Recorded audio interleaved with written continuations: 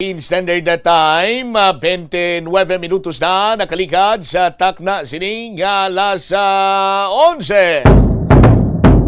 Welcome sa pagpangalagad sa Bombo Report sa Bombo Hanay sa Udto, diri sa New FM, Bombo Radyo Iloilo, ang flagship station sa the number one and most trusted source of news and information, ang Bombo Radyo Philippines. Adlaw kita karon sa Biyernes, Abril 17, tuig 2026. Sa Biyernes kita karon sining adlaw. Thank God it's Friday. Sa aton sining mga kabomboy ari madalagkuan kag mga nagapaw na karon nga mga balita nga mingin sentro sa aton sining pagpangalagad driman sa palatuntunan Bombo Hanay sa Udto. No, sa bahin karon niya sa mga nagapaw na nga mga balita lokal si Presidential Communications Office or Presidential Spokesperson Attorney Claire Castro ang yari diri karon sa bahin sa syudad sa Iloilo. Ano ang agenda? Ano ang ginkadto diri ni Attorney Claire Castro sa bahin sa syudad sa Iloilo? Ari karon or aton sini karon iyang hibaloon diri man sa aton sini nga pagpangalagad. Samtang sa dugang pa nga mga balita kag impormasyon mayara sa nga nagaluntad sining iya nga pagpangaluthang diri karon sa probinsya sa Iloilo sa isa ka banwa. Hibalo naton ang latest mandira diri man sa aton sining nga pagpangalagad sa aton sining karon nga pag-ulop danay sa pihak nga bahin heat index sa monitoring. Ang pag-asa chekerontas dili madugay sa kundiin mala ang mga lugar nga mayara sa may mataas sining heat index katulad sini sa aton sini nga pagpangalagad sa pagsugod naton kon mga sa mga utod naton sa mga kabumbo naton nga naglantaw karon sa aton sini nga Facebook live. Kita nyo na may monitoring kita sa din ko na ganito lo aryo pagkita ta sila engineer no, may monitoring kita dire sa aton sini magkasimanwa subot silingon nga ginamonitor man naton ang heat index diri sa bahin sa syudad sa Iloilo. So as of our recording sa aton sini magkasimanwa nagalabot kita karon sa 39 degrees Celsius. So hibaloon naton sa aton sini nga mga kauturan no, ang dugang pagin sini nga mga impormasyon agod nga mapalinton taton sini nga mga kasimanwa aton sini nga mga kabombo nga magpaiwayan ay sa pagbulad sa butlak direkta nga butlak sa aton sining adlaw. Samtang dugang pa nga mga balita, 5 patay bangod sa kaso sa leptospirosis kag ang records ng timbuok sa 30%. Ining leptospirosis aton sining mga kuturan makuha ini or balatian nga tugas sang higko ihi sang mga sapat katulad ng lamang sang ilaga. Sa aton sini mga kabomboti kon pinsaron sinin mo ti bumbutsa mo ay managaulan, bumbutsa mainit man sa karon ng panahon. Pero sa mga kauturan naton hilabi pag iya karon sa mga mangungumabla kag sa mga masami trabaho. Sa aton sini mga kasimanwa no, nga nagakabasa ang ila sining tiil or bahin sa ila sining lawas. Amo na ang vulnerable gid sa sining pamalatian karon sang dengue or sang leptospirosis kag mabudlay lang sila diri banwa is makamamatay ini. Samtang sa piyak nga bahin sa mga nagapauna dalaguan kag mga mainit naman nga balita nasyonal kag internasyonal.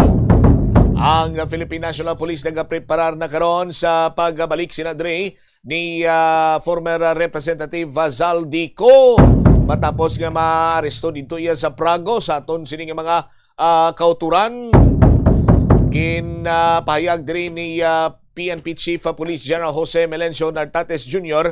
nga ang police force nagumpisa na sa pag-coordinate sa relevant government agencies and international law enforcement counterparts sa pag-antisipar sa pagbalik sa Pilipinas sining ginakabig na karon nga wanted person sa pungsod Pilipinas nga si former Representative Zaldico.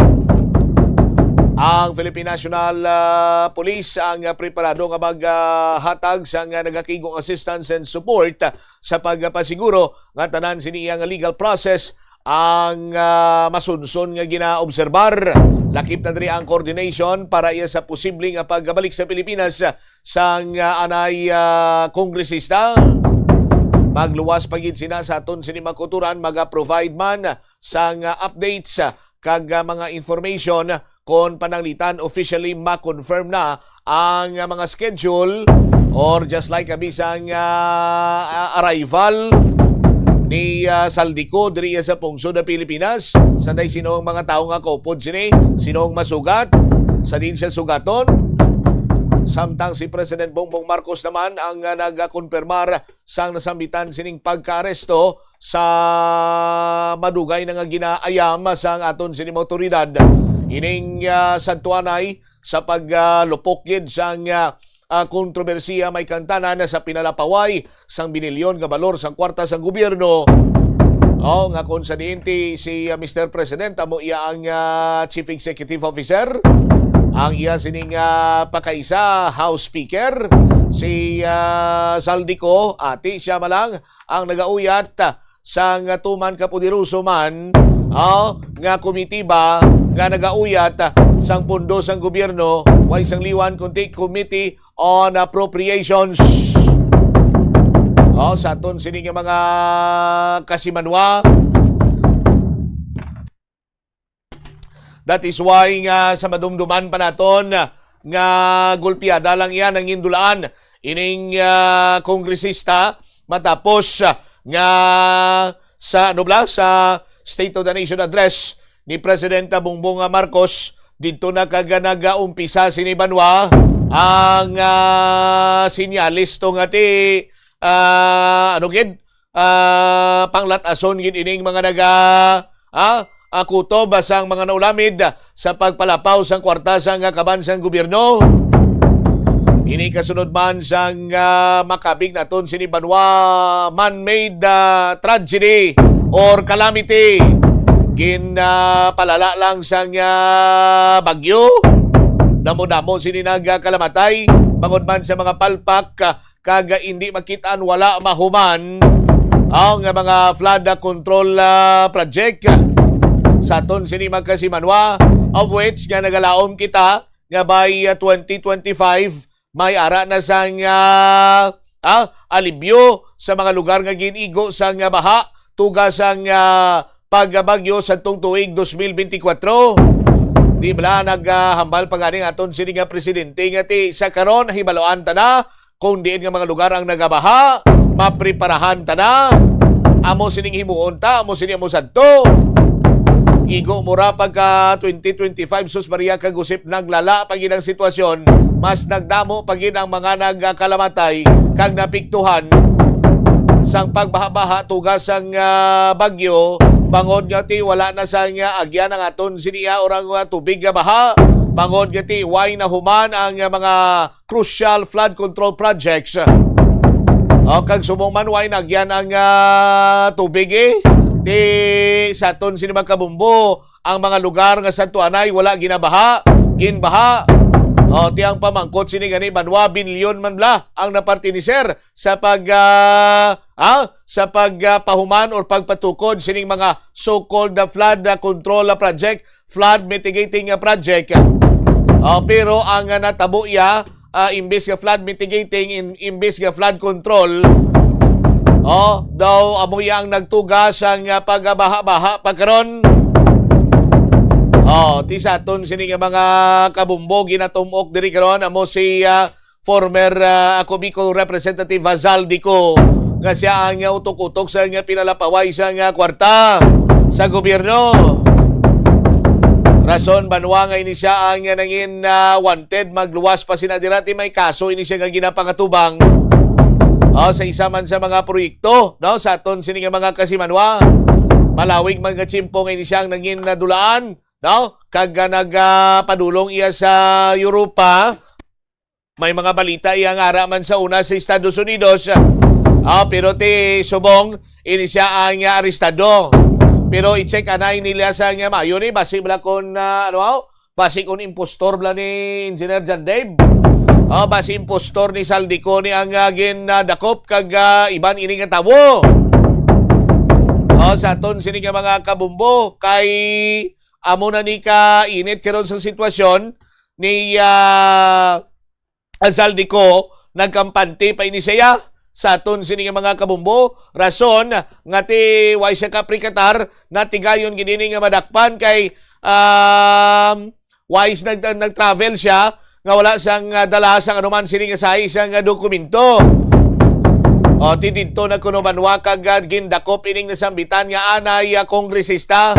Gina-estimate nga within 1 to 3 weeks sunod diri sa ka-Interior Secretary John Vic Rimulya si Saldico ang makabalik na diri sa pungsod na Pilipinas. Sa aton sini karon niya nga mga kauturan. Tikon pagbalik niya diri sa pungsod na Pilipinas banwa, ano ay hanang nga matabo sini siya? Isa man bala ini siya sa paghusisaon sa nagkalain-lain sini iyang mga komitiba sa bahin sa House of Representatives and sa bahin karon niya sa Senado. Nga daan to sa madumduman ta pa. Nakabuhi man diri sa istorya si Senator Panfilo Ping Lacson nga panaglitan makapauli diri si Saldico. Imbitaron niya gid ini. Kaysa karon ti si Senator Ping Lacson amo ning nagapungko mo sa bahin karon niya sang Blue Ribbon na committee nga nagatutok man sa sining controversial nga flood control anomaly. Ti galing kay way ng ICI mo natunaw na tong ICI do ano bla ang sitwasyon sa Independent Commission for Infrastructure now daw kasubong sa baratuhon sini nga ice water sa Tiangge. Madasing matunaw. Nalimunaw na to. Sus Maria kagusip po. Anyway, bantayan naton dugang sini nga mga update diri standby kay check naton koneksyon tan sa Pag-asa. Ibalonta din nga mga lugar diri sa bahin sa syudad or probinsya man sa Iloilo. Ang magkabig sini nato na banwa nga mayara sa nga mataas sini nga heat index para nga ti siyempre mapalinton, mapapreparar, no? Mainformar nato ng aton sining mga kuturan nga nagatiner dira iya sa nasambitan sining lugar.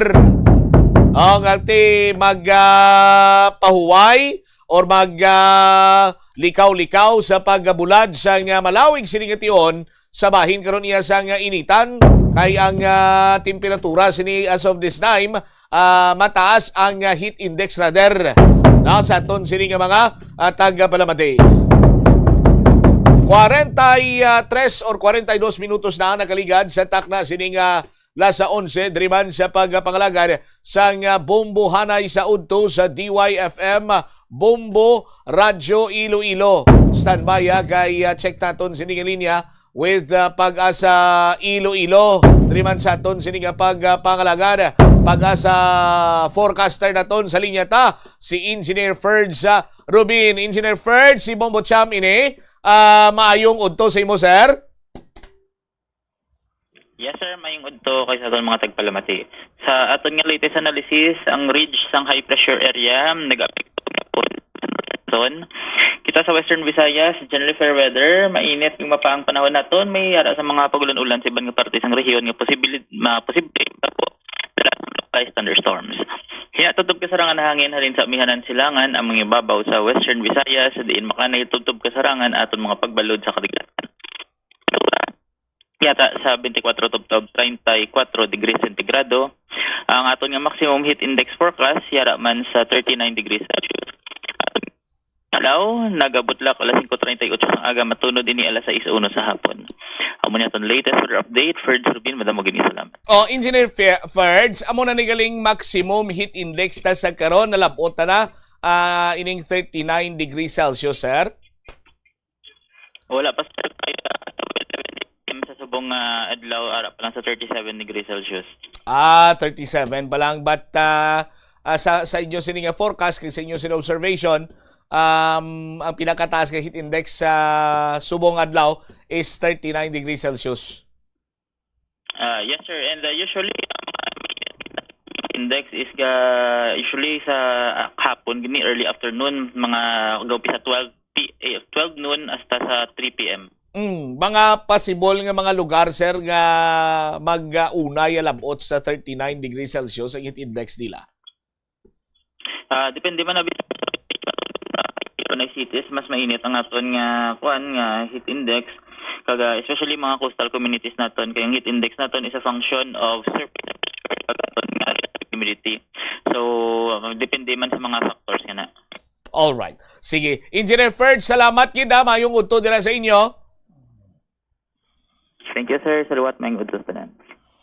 There you have it, si Engineer Ferds Rubin sang Pag-asa Iloilo. O sa aton sini nga mga kasimanwaha, 39 degrees Celsius ang pinakataas sa karon nga heat index nga balantayan suno pa sa Pag-asa.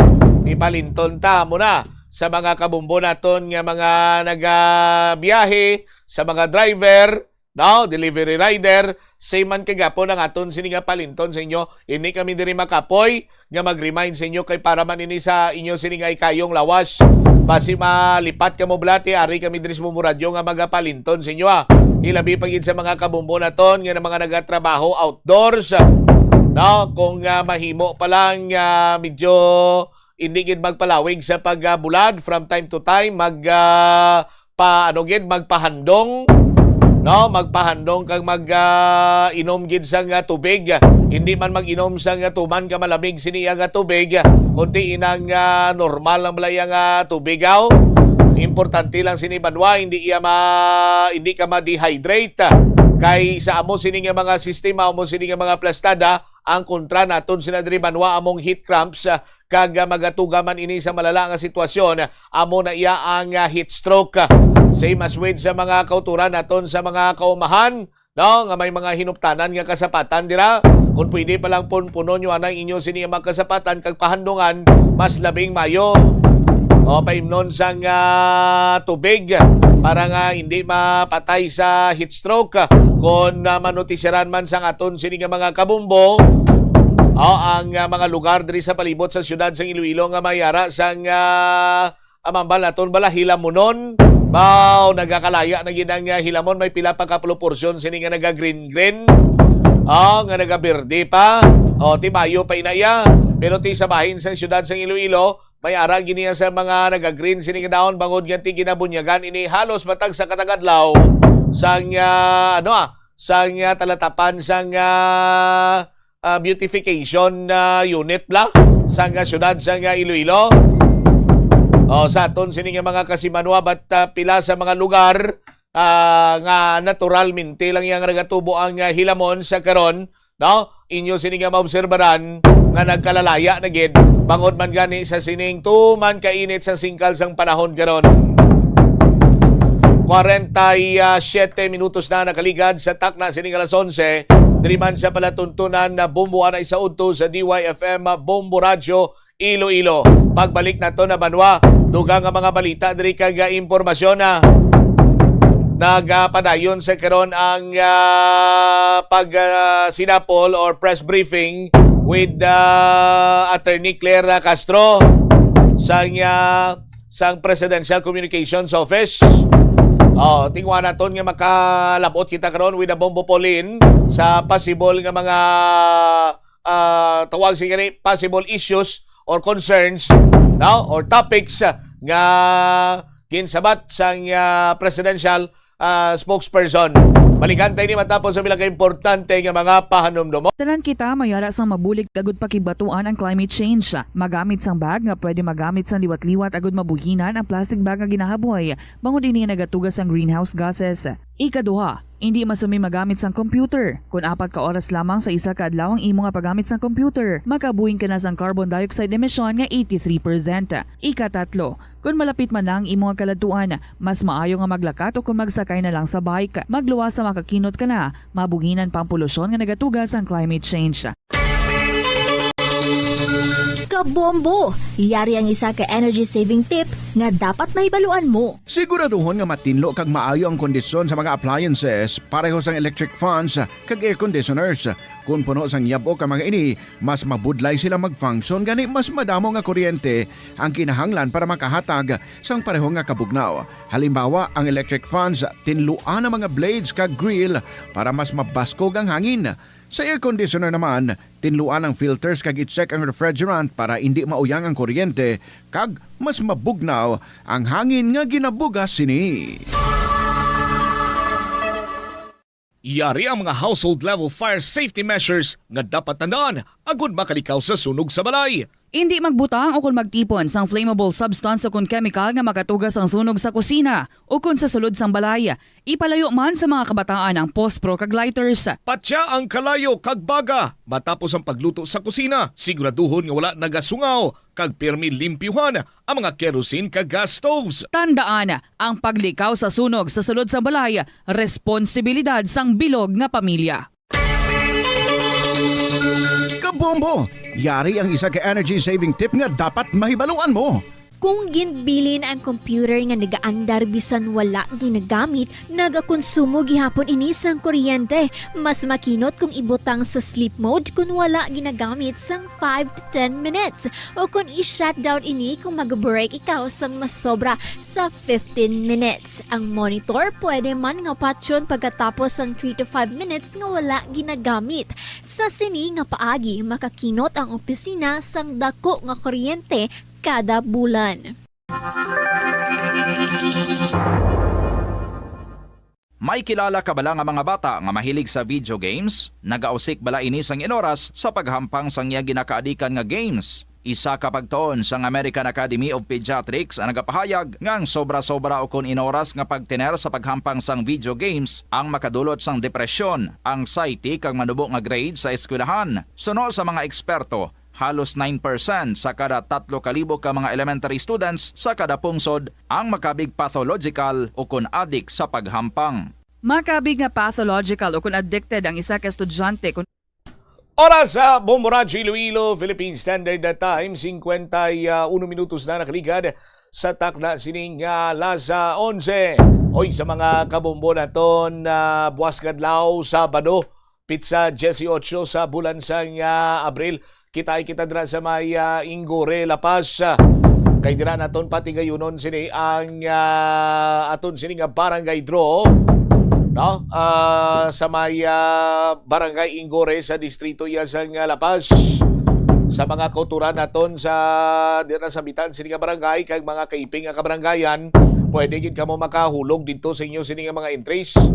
Pwede kamo ka pasakop sa aton sini nga barangay draw kay napulo diri ang mga daog sang tag 1,000 ka pesos nga cash, no? 1,000 ka pesos nga cash sa aton sini nga mga kasimanwa, pulo diri ang mga daog. Magluwas sini may tsansa ka pa iya nga magdaog sa dugang sini nga premyo sa mga pahampang, no? Nga igadulong sa inyo sang Bombo Radyo Iloilo kag Star FM Iloilo. Kadamo sa mga pampang naton kag masadya. Kag mga premyo lunsay cash pa. Ang imo sini nga himuon, syempre una sina diri banwa ang pinakaimportante gini magtipon sa mga proof of purchase sa aton sini nga mga kauturan. Pagtipon nimo sa proof of purchase, bakal ka sa puti nga sobre long size. Tandaan nyo gina sa aton sini nga mga kabombo, long size puti nga sobre. Why na sang iban sini nga color, why na sang stripes, why na sa basta long sini iya nga envelope nga puti. Amo lang gina, why na sang iban sini nga marka. Isulod mo dira ang napili sini nga proof of purchase. Butangan mo sang imo sini iya nga pangalan, edad, contact number, no? Address, week number, week number 5 kita, no? Sa barangay, week number 5 kita. So week number 5 kita sa aton sini nga barangay draw. Amo na dira barangay week number 5 ang inyo sini gibutang, pangalan sang proof of purchase, isulat nyo gid kag sa tunga sang sobre isulat ang promo title Buena Mano Salvo Year 20 promo care of Bombo Radio Iloilo, Mapa Street, Iloilo City.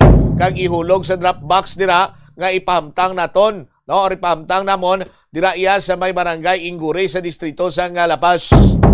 Kung wala mo to masundan, hindi ka magkabalaka kay buwas, may mga sampol kita dito nga pagadalon para nga masundan nimo kang hindi iya ma-disqualify ang imo sining entry. Panigurado gyan nga kung damo entry mo, dako man ang imo sining tsansa nga magdaog sang 1,000 ka pesos ka cash. Hamakon mo sina engineer, no? 1,000 ka pesos ka cash, libot kaya sa bilog sining Ingure. Matsyag ko yawan kagid guro, hindi kagid kasandad bisan na 20 pesos lang mo. Pero inaiya papisan-pisan lang maghimo sang interest, no? Padamo-damo interest, tikon damo interest mo dako man siyempre tsansa mo nga magabutan kag makabaton or magdaog sang cash prize nga 1,000 ka pesos. Kung talented ka pagid sa pagkanta, pag-amba or pag-saot, posible nga madugangan ang imo sini nga premyo. Sa aton sini nga mga kabumbo kay man may video kit challenge kita dira. Buwas sining adlaw, may panami-nami saot.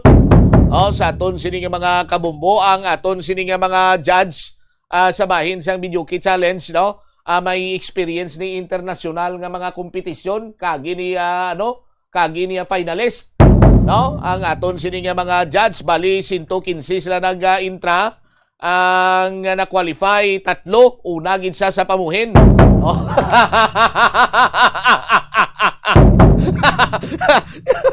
Werte nga credential sa aton sini nga judge. Sa ano man? Sa panami-nami saot amo man. Nakagi international nakagi padulong sa Europe para sa isa ka international event sang saot. Galing kay ti ang iya sini nga pagpadulong dito, engineer. Once siya sila nga nagkumpit, nagbaligya siya tubig. Naglibod sa mineral water. Anyway, joke lang ina sa aton sini nga mga kasimanwa. Pero masadya na kag may mga cash prizes pa ay gadulong sa inyo sang Buena Mano Salvo Year 20 promo Barangay Draw. Dira sa may Barangay Ingore sa distrito iya sang Lapas.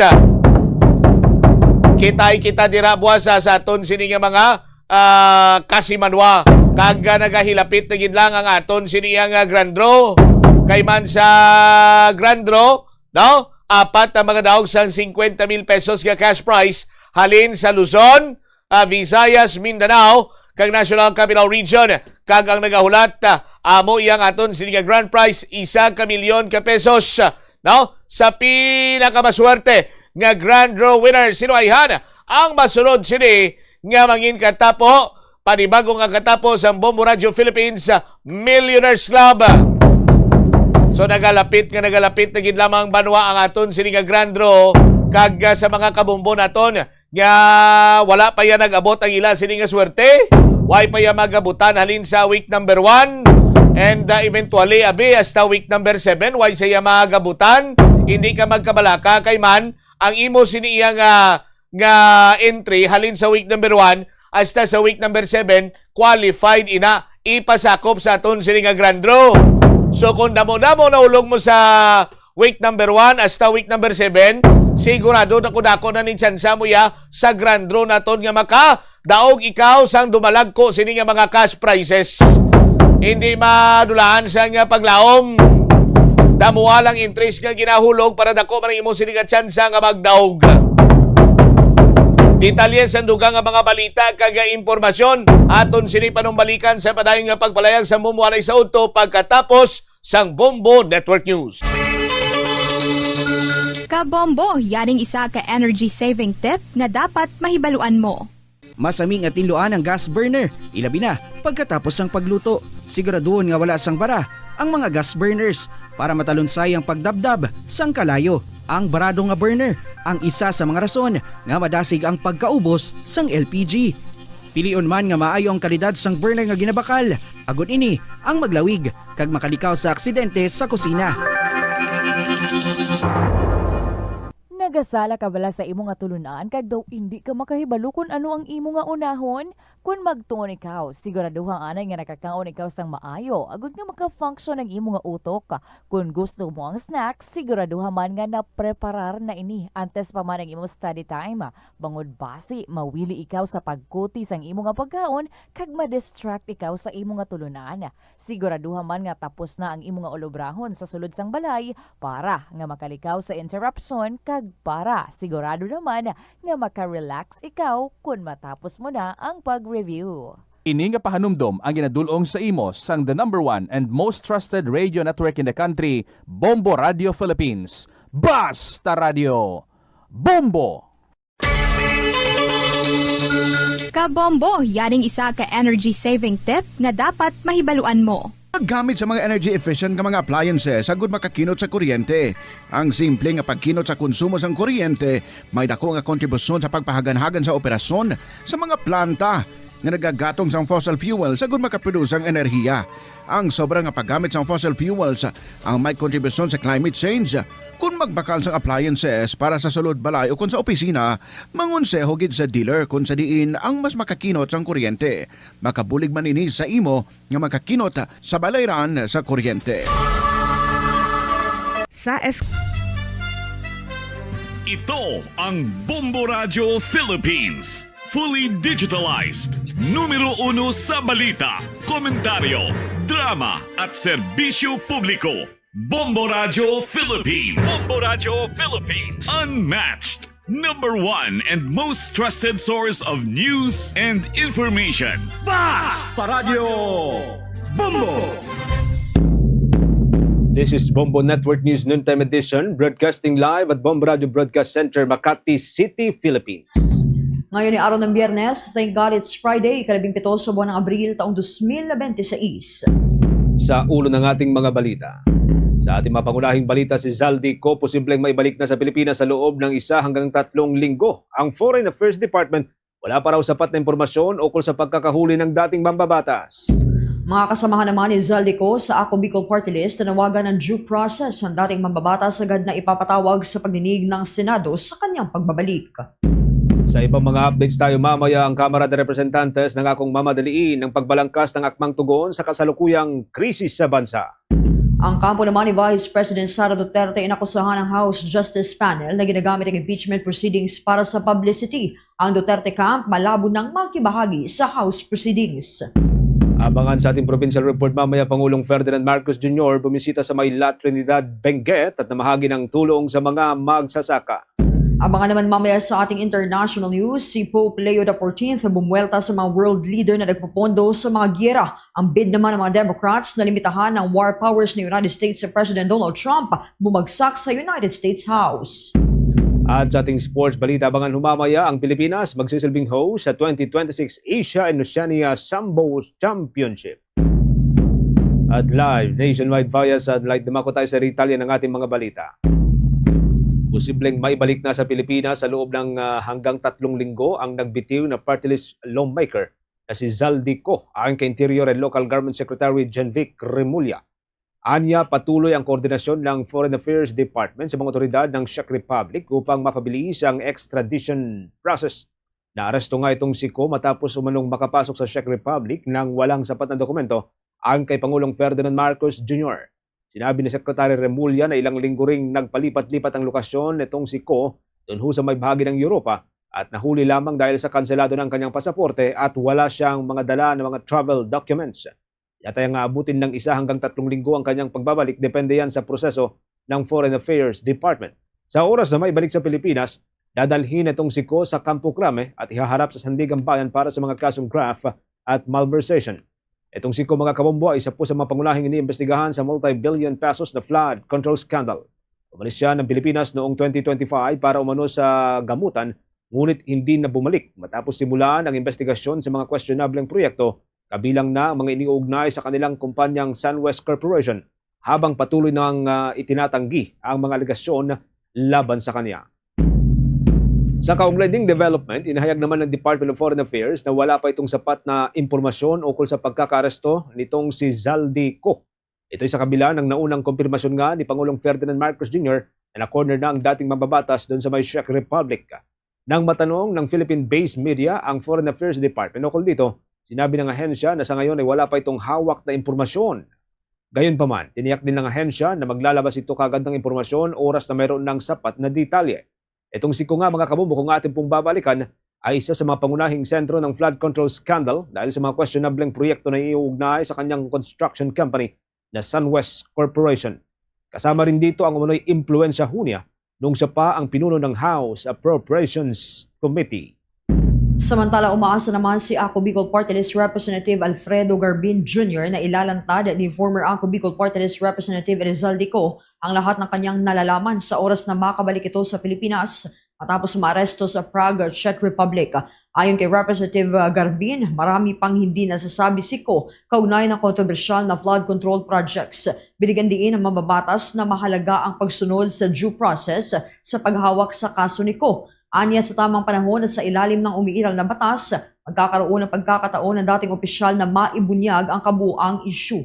Samantala, sinabi naman ni Bicol Saro Party List Representative Terry Ridon na maaaring magbigay si Ko ng karagdagang detalye hinggil sa umano'y anomalya sa flood control projects. Dagdag niya, haharap din si Ko sa mga kasong isinampa laban sa kanya doon naman sa Sandigan Bayan. Nauna nang kinumpirma ni Pangulong Ferdinand Marcos Jr. ang pagkakaaresto kay Ko sa Prague, Czech Republic matapos itong makapasok sa bansa ng walang sapat na dokumento. Sa kasalukuyan, nasa kustudiya ito ng mga otoridad ng Czech Republic habang inaayos ang kanyang pagbabalik sa Pilipinas. Nagbitiw nga itong si Ko bilang miyembro ng House of Representatives noong Setyembre 29 taong 2025. Kasunod yan ang mga aligasyon ng malawakang korupsyon, kaugnay ng flood control projects and budget insertions, mga paratang na patuloy niyang itinanggi habang nasa ibang bansa. Sa kaugnay pa rin pong development, tiniyak naman ni National Bureau of Investigation Director Attorney Melvin Matibag ang kahandaan para tumulong sa pagpapauwi na ng tuluyan kay Zaldico. Ito ay kasunod pa rin ng pagkakaresto nga hunya doon sa may Czech Republic. Ayon kay Attorney Matibag, naipag-ugnayan na ito sa Department of Justice at sa Department of Foreign Affairs para sa kaso nitong si Ko at sa tuluyang pagpapauwi sa kanya pabalik dito sa Pilipinas. Sa kasalukuyan, hinihintay pa ng Bureau ang formal instructions mula sa Justice Department, magsisilbing lead o itong lead agency sa kaso ng dating mambabatas. Ang magiging partisipasyon ng National Bureau of Investigation ANIA sa naturang kaso ay sa pamagitan na ng International Operations Division nito sa koordinasyon din sa Philippine Center on Transnational Crimes. Parehong kanselado ang diplomatic at official Philippine passport nitong si Zaldico, ilang linggo na po yan ang nakakalipas. Kinumpirma naman ng pulisya sa Czech Republic na aware sila sa sitwasyong may kinalaman sa Pilipinas, ngunit tumanging magbigay ng detalye hinggil sa pagkakaaresto kay dating Ako Bicol Party List Representative Rizal Dico doon sa Prague, Czech Republic. Sa halip, itinuro ng isang press officer ang Ministry of Interior para sa opisyal na pahayag. Ayon sa Czech Police, kasalukuyan pa nilang inoorganisa ang impormasyon kaugnay ng insidente. Gayunpaman, wala pang inilalabas na malinaw na kumpirmasyon o detalye tungkol sa operasyon na nagresulta naman sa pagkakadakip kay Zaldico. Samantala, nanatili ring tikom ang Philippine Embassy sa Czech Republic ukol sa usapin, kabilang na kung bibigyan ng consular assistance ang dating mambabatas. Sa isang pahayag, sinabi ng embahada na mag-uulat ito sa Department of Foreign Affairs para sa kaukulang aksyon. Nauna nang inanunsyo ni Pangulong Ferdinand Marcos Jr. itong pagkakaaresto kay Ko at sinabing nakikipag-ugnayan ang pamahalaan sa Czech government upang matiyak ang pagsunod sa legal na proseso at mapabilis ang pagbabalik dito sa Pilipinas. Nahaharap nga mga kabombo itong si Zaldico sa mga kasong graft and malversation kaugnay ng umano'y maanumalyang 289 million pesos na flood control project sa nauhan na Oriental Mindoro. Naiulat din na noong buwan ng Enero ay humarap siya sa isang otoridad sa Stockholm, Sweden kaugnay ng kanyang petisyon sa Korte Suprema.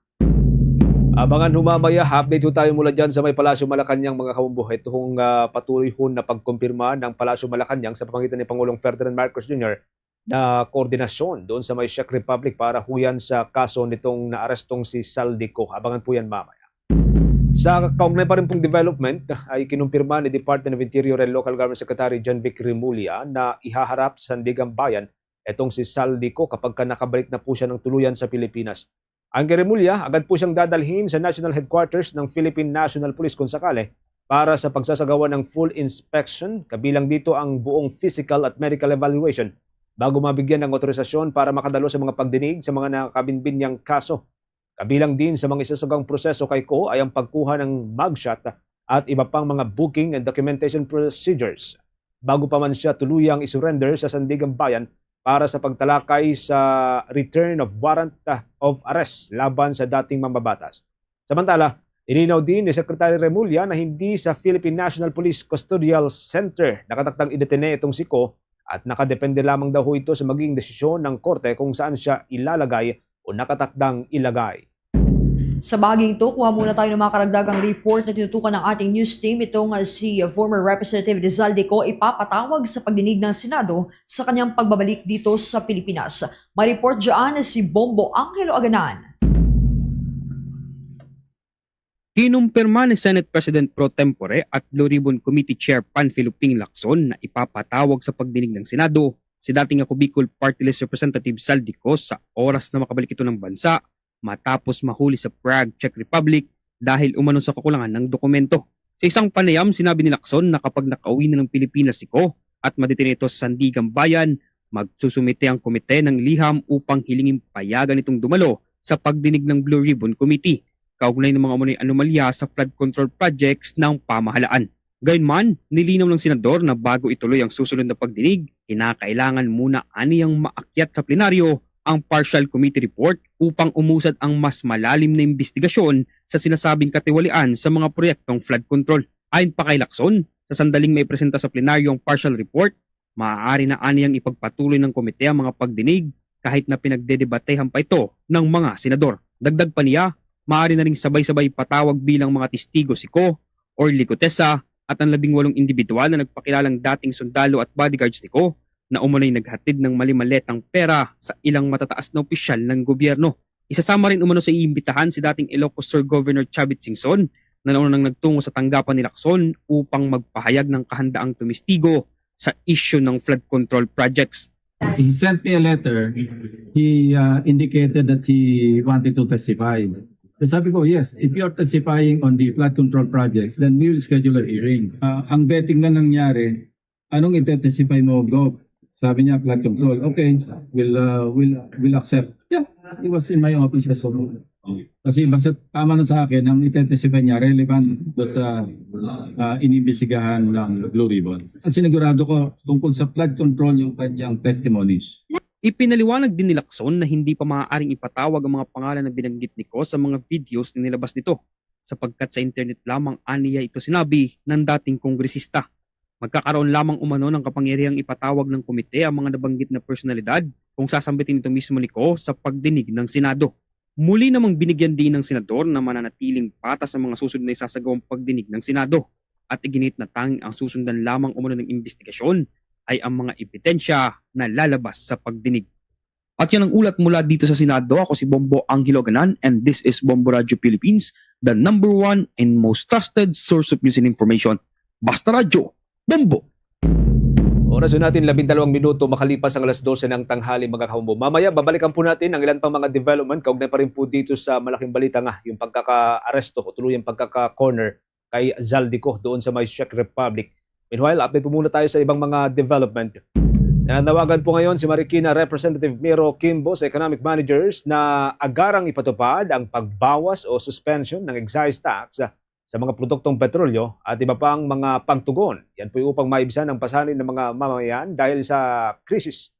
Kaya naman maging ang mga pulong at debate umano sa Department of Finance ay gagawin na nilang kahit one-on-one na lamang.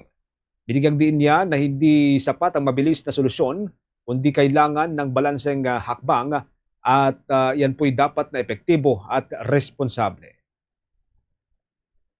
Pinasabihan ko na po this morning kung pwede kong we can sit down and have a meeting na mahabaan para po makompare natin yung mga notes. Huwag na po tayo magdebate in public, sabi ko.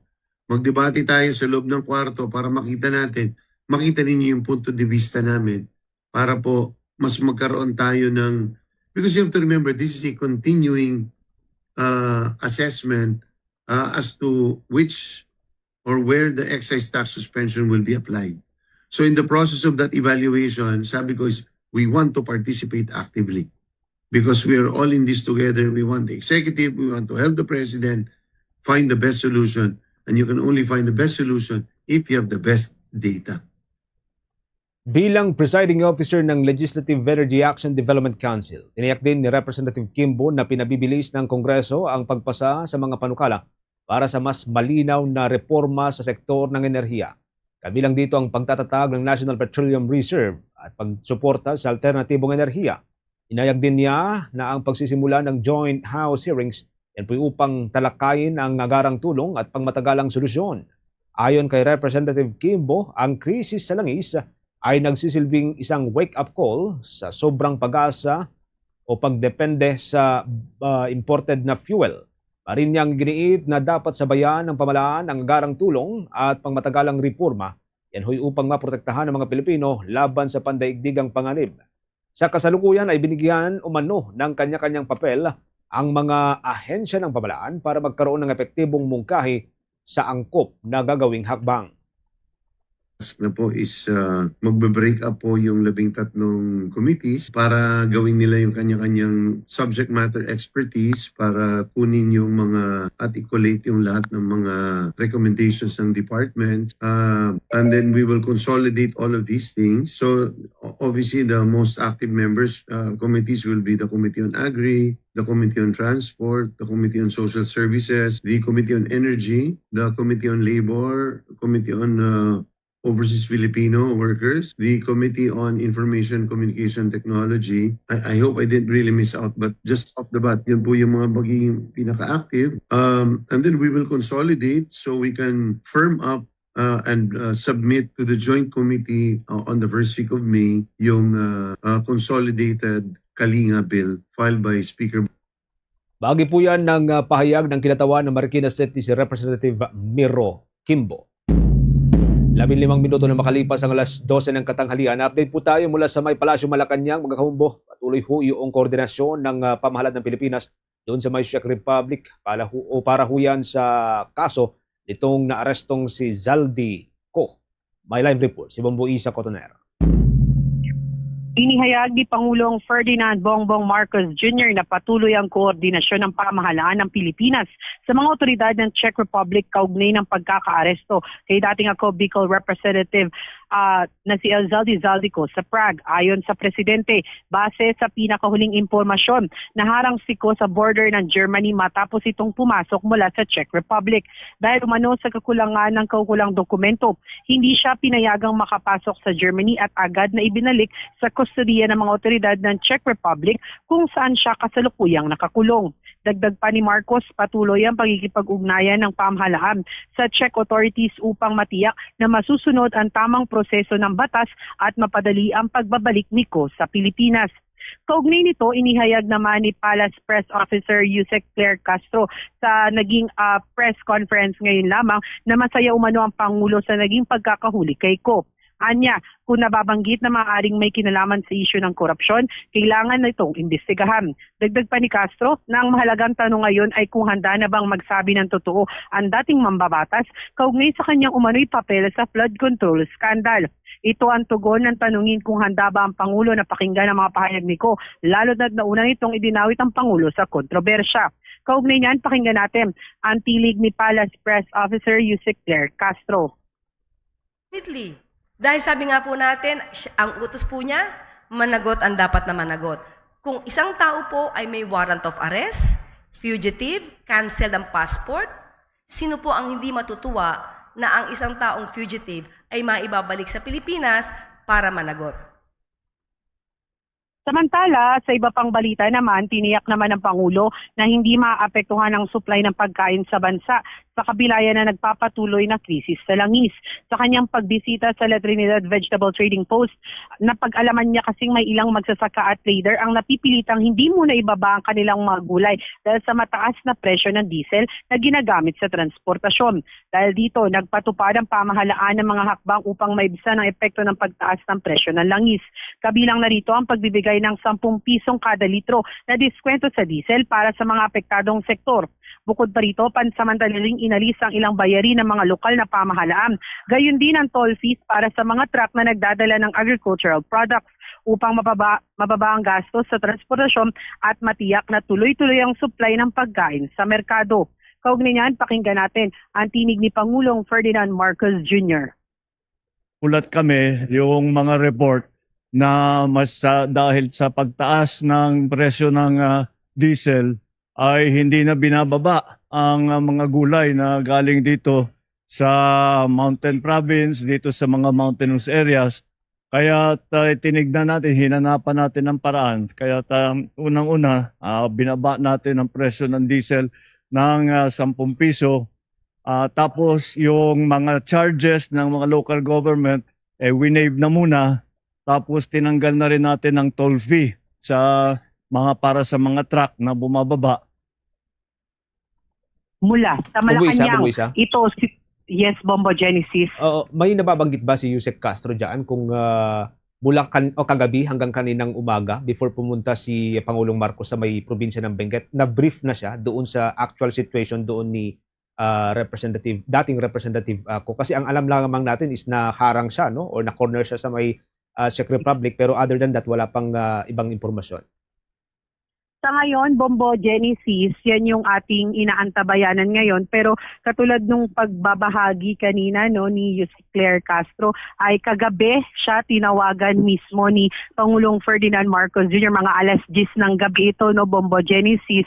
At tinawagan siya ni Pangulong Ferdinand Marcos Jr. upang ipaalam nga itong pagkakahuli kay Zaldico. At ang latest update nga dito, yung naging development kung paano naharang mula doon sa border papunta sanang Germany, Bombo Genesis. So ngayon, yan yung ating inaantabayanan dito sa Palasyo Malacanang, kung ano pa ba yung mga iba't ibang updates, and lalo na yung doon sa pakikipag-coordinate din natin sa iba't ibang agency ng pamahalaan para naman dito sa pagbabalik ni dating mambabatas nga Representative Zaldico, Bombo Genesis.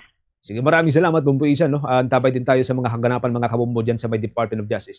Maraming salamat. Ingat ka dyan, Bombo Isa. Mula sa Malacanang, ito si Bombo Isa Cotoner, and this is Bombo Radio Philippines, the number one and most trusted source of news and information. Basta Radio Bombo. Mga kabombo Star Nation, binigyan diin ni Manila Representative Joel Chua na maaring nakagawa si Vice President Sara Duterte ng election offense kung totoong tumanggap siya ng donasyon mula sa Chinese nationals. Ito ay kasunod ng naunang testimonya ni Ramil Madriaga doon sa House Justice Committee na ilang Chinese nationals na konektado sa Pharmally Pharmaceuticals ang nagbigay ng donasyon umano sa pangalawang Pangulo para magamit sa kanyang pangangampanya. Ayon kay Chua, kung totoong nangyari ito ay maaari din itong gamitin bilang isang impeachment ground bilang culpable violation of the Constitution. Tinukoy ni Representative Chua ang nilalaman ng Section 81 ng Omnibus Election Code na nagbabawal sa mga foreign national na magbigay ng donasyon para sa sinumang kandidato. Giit ng mambabatas, dapat matukoy kung sino ang mga individual na nagbigay at mailabas ang lawak ng kanilang partisipasyon. Si Representative Chua ang salukuyang chairman ng House Committee on Good Government and Public Accountability na una nang nagsagawa ng investigasyon ukol sa umano'y maanumalyang paggamit ni Vice President Sara Duterte sa kanyang confidential and intelligence funds. Kaugnay din po ng balitang yan, aminado si Akbayan Party List Representative Chel Jokno na may ilang nilalaman ng supplemental affidavit nitong si Ramil Madriaga na irrelevant o hindi raw akma sa gumugulong na impeachment proceedings. Ayon kay Representative Jokno, hindi lahat ng mga impormasyong inilabas o ibinunyag nitong si Madriaga ay mahalaga para sa pag-usad ng dalawang kaso. Kabilang dito ang pagbubunyag ni Madriaga ukol sa umunoy pagipag-usap ng magkapatid na sina Pangulong Ferdinand Marcos Jr. at Senator Amy Marcos kay Pangulo o dating Pangulong Rodrigo Roa Duterte. Yan po ay para doon sa 2022 presidential elections at iba pang mga nilalaman ng supplemental affidavit. Dahil dito, kailangan anyang mag-focus ang komite sa ibang mga pahayag ni Madriaga tulad ng confidential funds at iba pang testimonya ukol sa posibleng illegal activities ng pangalawang Pangulo. Ayon sa batikang abogado, trabaho na ng Senado ang pagtukoy sa kredibilidad nitong si Madriaga kung tutuloy kinalaunan ang mga complaint sa mataas na kapulungan. Ang tanging tungkulin ng komite anya ay ang pagsusuri sa mga ebidensyang bumabalot sa mga reklamo laban kay Vice President Sara Duterte at tukuyin kung mayroon ngang probable cause sa mga ito. Ang mga testimonya ni Madriaga, ayon kay Joke, ay isa lamang sa maraming dokumento na magsisilbing basehan ng Justice Committee members sa kanilang magiging desisyon. Nanindigan naman ang dating University Law Dean na si Mel Santa Maria na dapat magpakita ng judicial restraint ang Korte Suprema sa impeachment proceedings laban kay Vice President Sara Duterte. Sinabi ng Law Dean na walang nakikitang grave abuse of discretion sa panig ng Kamara, kaya walang matibay na batayan para sa paglabas ng temporary restraining order ng Supreme Court. Anya, ang impeachment ay bahagi ng constitutional process na dapat igalang bilang hiwalay na kapangyarihan ng Kongreso. Ipinaliwanag din niya na ang kasalukuyang pagdinig sa House Committee on Justice ay hindi isang trial, kundi isang deliberative process lamang upang alamin kung mayroong sapat na basihan para isulong ang kaso sa Senado. Dagdag pa nito na hindi ito nagtatapos sa hatol ng guilt o innocence. Git pa ni Santa Maria, ang pagdalo ng mga testigo tulad ni Ramil Madriaga ay bahagi ng due process at constitutional procedure, kaya walang issue sa kanilang presentasyon ng testimonya at ebidensya sa yugtong ito ng impeachment proceedings. Meron na ho tayong 24 minutes makalipas ang alas 12 ng katanghalian. Update po tayo mula dyan sa may Department of Justice. Sinimok po ng ahensya ang publiko na ibaling ang atensyon sa mga positibo kaysa ho sa negatibong mga balita dahil meron daw kong ilang mga vlogger na pinagkakakitaan ang pagpapakalat ng mga negatibo, even fake news. May update po dyan si Bombong Grant Hilario. Hinimok ng Department of Justice sa publiko na makiisa sa kanilang paglaban kontra sa pagkalat ng maling impormasyon o fake news. Sa panayam kay Justice Secretary Frederick A. Vida, kanyang hiling sa taong bayan na tumulong sa kanilang isinusulong mga inisyatibo upang mapantayan ang mga kumakalat na hindi totoong impormasyon. Naniniwalang kalihim na marahil ang layo ng mga ito sa pagpapakalat ng fake news ay lituin lamang ang atensyon ng publiko. Habang ikinalungkot naman anya ang paggamit at pagtutok maigi ng ilang vloggers sa mga negatibong balita sa bansa na siyang agad na nakakakuha ng atensyon lalo na sa online. At ipakinggan si Department of Justice Secretary Frederick A. Vida. Ang sa amin, nagbubukas kami ng puwang para sa ating mga kababayan. Tulungan nyo rin kami, di ba? Ma-check eh. Kasi merong mga iba't ibang post na talagang para lang malito yung sambayanan eh. Malito yung ano. Ang nakakalungkot, meron pa kaming isang ini-explore. Meron daw kasi, pag nagbalita raw, ito nakakalungkot eh. Pag nagbalita ng negatibo, kinakagat ng kababayan, binubuksan, di ba? Dagdag pa ni Justice Secretary Vida na tinitingnan rin nila rito ang paggamit ng ilang vloggers sa mga negatibong balita para lamang magkaroon ng mas maraming followers na siyang pinagkakakitaan pa umuno ng pera. Kung kaya't hiling ng kalihim sa publiko na ibaling ang atensyon sa positibo kaysa mga negatibong balita sa bansa. Muli, Secretary Frederick A. Vida ng Department of Justice. Pag binuksan, dumadami yung subscribers, dumadami yung like. Baka nagiging source pa ng pera eh. Sinasadyang magkaroon ng negative na impormasyon para tumaas yung traction niya, tumaas yung kanyang following. Tapos, yun pa nagiging source ng pera. Ginagamit kasi yung propensity ng ating ilang mga kababayan na ang laging sundan ay yung negative. Diba? Kaya ho, mas maganda ho siguro yung tamang impormasyon lang, factual. At mas maganda ikalat natin yung good news, no? Marami naman ng good news na nangyayari. Alinsunod ang pahayag matapos magsubite ng referral ang Presidential Communications Office para mapaimbestigahan ang mga pasimuno sa pagpapakalat ng fake news ukol sa kalusugan ng Pangulo. Kaugnay nito ng giyat naman ng civic society groups na dapat maragot ang mga nasa likod sa naturang maling gawain pagpapakalat ng disinformasyon. Naniniwala si Jose Antonio Goycia, Chairman Emeritus ng Filipinos Do Not Kill Movement at iba pang grupo na nais lamang ng mga nagpapakalat ng fake news iligaw ang atensyon ng publiko. Aniyaya, hindi ito nagkataon lamang kundi malinaw na may layon guluhin at isulong ang pagkakaroon ng dibisyon sa bansa pati maiba ang focus mula sa mahalagang issue. Nakakabahala raw ang ganitong mga aksyon sapagkat napatunayan ng malusog at nasa maayos na pangangatawan si Pangulong Ferdinand Bongbong Marcos Jr. Kaya may ang sinumananyang sadyang nagpapakalat ng fake news ay nararapat panugitin sa ilalim ng Cybercrime Prevention Act at ng Revised Penal Code. Inimok din ang publiko na huwag agaran maniniwala sa mga nakikita online at ugaling suriin muna ang impormasyon bago ibahagi sa iba.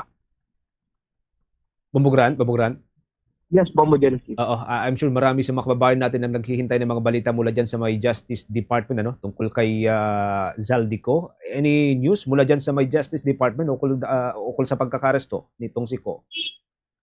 Bombo Genesis, dito sa Department of Justice, nakaantabay ang buong pwersa ng Bombo Radio Philippines upang sa magaganap na pulong balitaan. Simula kanina umaga, inanunsyo ng naturang kagawaran ang pagsasagawa ng press conference. Ngunit bandang bandang tanghali ay nag-anunsyo muli sila na ito'y makakansela muna pansamantala. Anila at paliwanag nila na sila ay ipinatawag o mismo si Justice Secretary Vida ay ipinatawag sa Palasyo Malacanang ng sa kasalukuyan. Bombo Genesis. Any reason kung bakit pinatawag sila sa Palasyo? May binigay ba sila? Bombo Genesis, yan ang ating nais malaman at aalamin sapagkat kausap natin si Justice Spokesperson Attorney Paulo Martinez. Ang sabi pa lamang niya ay naka-standby din sila doon sa Palasyo Malacanang kung ano pang mangyayari o inaasahan natin sa ngayong araw. Bombo Genesis. Sa National Bureau of Investigation, which is under din sa may Department of Justice, anong kwento sa inyo? Kasi yung statement kanina nitong si Director Matibag is that sabi niya, naghihintay sila ng official communication at official instruction mula sa Justice Department kung ano yung magiging papel nila. Sa Department of Justice, may ibinigay na ba sila or may nasabi na ba silang nagbigay sila ng official communication sa NBI tungkol dito? Wala pa. Bombo Genesis, yan ang ating tatanong dapat kay Justice Secretary Vida kung meron na ba siyang ibinababa o iaatag sa National Bureau of Investigation upang tiyakin o upang ihanda yung koordinasyon sa preparasyon sa ating inaasahan na pagbabalik netong naaresto pugante na si former Ako Bicol Party List Representative Elizalde Zaldico.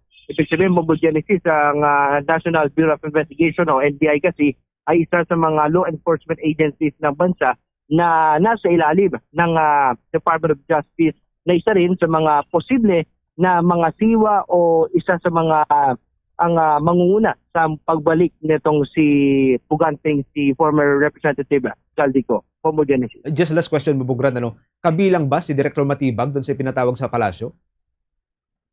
Bombo Genesis, ang tanging palaman nating impormasyon dito ay yung kumpirmasyon ng Department of Justice na kanselado muna pansamantala yung pulong balitaan at ipinatawag si Justice Secretary Vida ng naturang Palasyo Malacanang. Sa National Bureau of Investigation, ating kukunin ang pahayag o mensahe ni Director Matibag kung siya ipinatawag rin para sa naturang mga panibagong ulat ukol sa pagkakaresto ng naturang pugante. Bombo Genesis. Okay, sige. Maraming salamat. From time to time, I'm sure marami din si mga kababayan natin na naghihintay ng report mula dyan sa may Justice Department. Maraming salamat. Ingat ka dyan, Bubugran.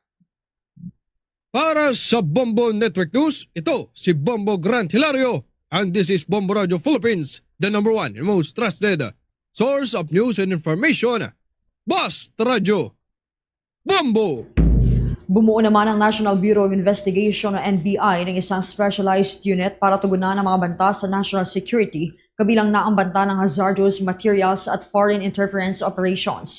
Sa ilalim ng Administrative Order No. 09 Series of 2026, binuo ang naturang unit na direktang nasa supervisyon ng Office of the Director. Tinawag itong Chemical, Biological, Radiological, Nuclear, and Explosives and Foreign Malign Influence Unit.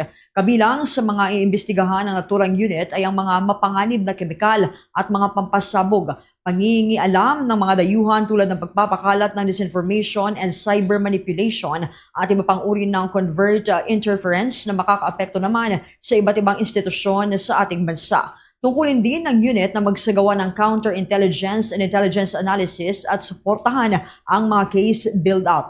May karapatan din itong makikipag-coordinate sa mga lokal at internasyonal na mga partners ng National Bureau of Investigation para sa mas matatag na investigasyon. Naatasan din itong bumuo ng matatag at maayos na koordinasyon sa Armed Forces of the Philippines, Philippine National Police, Department of Health, Department of Information and Communications Technology at sa international counterparts tulad ng Interpol. Binigyan din ni National Bureau of Investigation Director Attorney Melvin Matibag na ang pagbuo sa naturang unit ay magpapalakas sa kapabilidad ng Bureau para tugunan ang mga moderno at mas komplikadong banta sa seguridad. Meron na lamang ho tayong 26 minutes mga kabombo bago po sumapit ang 1:00 ng hapon. Naniniwala si dating Presidential Legal Counsel Salvador Panelo na hindi na makikibahagi sa impeachment proceedings ng Kamara de Representantes ang kampo ni Vice President Sara Duterte. Ayon kay Panelo, naninindigan ang kampo ng pangalawang Pangulo na irregular ang ginagawa ng House Justice Committee na proceedings. Tinukoy ni Panelo ang naunang desisyon ng panel na mayroong sapat na grounds at substance ang dalawang nalalabing impeachment complaints laban kay Vice President Sara Duterte, ngunit sa kabila ho niyan ay nagsasagawa pa rin ang komite ng hearing at pinapadalhan ng sabpina ang iba't ibang mga personalidad at mga dokumento para lamang makapangalap ng mga ebidensya. Ito'y patunay lamang anya na kulang pa ang ebidensyang hawak ng panel. Wala din anyang karapatan ng panel na magtanong sa mga resource person sa paraan ng cross-examination. Pangatlo ay ang basta na lamang pagpapadala ng panel ng mga sabpina kahit na hindi pa ito hinihiling ng mga complainants at nanindigan itong si Panelo na tanging ang complainant ang may trabaho rito at hindi ang buong Justice Panel. Nanindigan si Panelo na walang dahilan upang dumalo pa si Vice President Sara Duterte sa mga serye ng pagdinig ng Kamara sa kabila niya ng mga paanyaya. Walang silbihan niya kung haharap pa ang pangalawang Pangulo at kanyang legal team sa pagdinig dahil hindi rin lang sila bibigyan ng pagkakataon na tanungin ang mga resource person.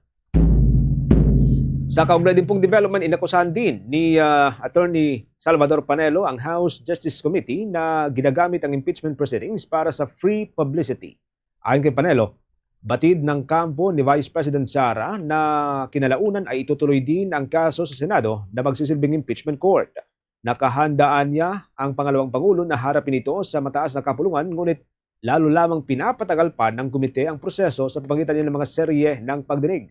Naniniwala ang abogado na ang pilit na pagpapatagal ng komite sa pag-usad ng mga reklamo ay dahil sa pagnanais daw ng komite na magamit ito bilang isang free publicity o libreng pagpapakilala sa kanilang sarili sa publiko. Ginagamit niya ito ng mga House Justice members bilang isang plataforma para sirain ang reputasyon itong si dating Pangulong Rodrigo Duterte at anak na si Vice President Sara dahil sa nalalapit na halalan. Kailangan din anya ng mga mambabatas ang naturang publicity dahil sa nalalapit na eleksyon at ang mga serye ng hearing ay magbibigay daan anya upang lalo pa silang makilala. 4 na pagdinig ang inisyal pong inilatag na schedule ng Justice Panel at ang una ho rito ay nangyari noong Marso 25 na sinundan ng Abril 14. Susundan po ito ng isa pang pagdinig sa Abril 22. Bombo International News. Bumuelta si Pope Leo XIV sa mga world leader na nagpupondo sa mga giyera sa ibang bahagi ng mundo. Sa isang mensahe habang nasa Cameroon ang Santo Papa, pinunan niya ang mga leader na anyay naglalabas ng bilyon-bilyong halaga ng pera para lamang pondohan ang kanilang giyera. Iginiit ng Catholic leader na sinisira ng mga tyrant leaders ang mundo dahil sa kanilang makasariling desisyon. Sa halip na gamitin ang bilyon-bilyong halaga ng pera para sa pagpapagamot sa mga may sakit at pagkalinga sa mga tao, mas pinipilian niya ng mga leader na gamitin ang pera ng kani-kanilang mga bansa para pumatay, manira ng mga tahanan at ng buong mundo. Kapila ng Santo Papa, dapat ay magkaisa ang mga tao upang ipalaganap ang kapayapaan sa buong mundo. Bagaman hindi nito tinukoy ang mga naturang leader, kilala at kinilala ng Santo Papa sa kanyang hayagang pagpuna sa mga desisyon ni United States President Donald Trump ukol yan sa giyera sa gitnang silangan. Nasa Cameroon naman ang Santo Papa bilang bahagi ng kanyang biyahe sa African continent. At sa iba pang balita sa ibayong dagat, nabigo naman ang panibagong pagtatangka ng mga Democrat na pigilan ang kapangyarihan ni United States President Donald Trump sa pagsasagawa ng military operations laban sa Iran matapos itong maharang sa United States House of Representatives sa dikitang botong 214-213. Layunin ng War Powers Resolution na ihinto ang military campaign hanggat walang pahintulot mula sa Kongreso. Ngunit halos bumoto ayon sa linya ng partido ang mga mambabatas kung saan karamihan naman ay mga Republicans ang tumutol dito. Isa lamang na Republican ang sumuporta habang may isang Democrat na bumoto laban sa panukala. Ipinakita ng resulta ng botohan ang patuloy na suporta ng mga kaalyado ni Trump sa kanyang polisiya sa digmaan mahigit 6 na linggo mula nang simula ng United States at Israel ang airstrikes laban sa Iran noong Pebrero 28. Nauna na ring nabigo ang kaparehong hakbang sa Senado. Iginiit ng mga Democrat dapat dumaan sa Kongreso ang anumang paggamit ng military force alinsunod yan sa konstitusyon ng Estados Unidos at nagbabala sila na maaaring humantong sa mas mahabang digmaan ang kasalukuyang aksyon ng administrasyon. Gayunman, ipinagtanggol naman ng White House at mga Republican ang hakbang ni Trump bilang legal at bahagi ng kanyang tungkulin bilang Commander-in-Chief. Bombo Sports News. Dating sports news, magsisilbing host ang Pilipinas sa 2026 Asia and Oceania Sambo Championship. Yan po'y nakatakda sa buwan ng Hunyo. Ito ang unang pagkakataon na mag-host ang Pilipinas sa high-level Sambo competition. Ayon kay Pilipinas Sambo Federation Incorporated President Paulo Tangconchan, hanggang sa 500 atleta ang inasahang makikibahagi sa naturang torneo. Ang mga ito ay magmumula mula sa 29 o 29 na mga bansa. Kabilang dito ang mga kilalang Sambo athletes mula ho sa mga nagsisilbing powerhouse na Uzbekistan, Japan, Kazakhstan, Mongolia, Australia at maging ang New Zealand. Ayon pa kay Tangconchan, nagsilbing inspirasyon ng hosting ng Pilipinas ang magandang performance ng bansa sa mga sambo competition, international sambo competition na sinalihan nito sa international level. Sa katunayan na niya, hawak na ng Pilipinas ang 16 na medalya mula sa Asia at Oceania, kung saan 3 rito ay pawang mga gintong medalya.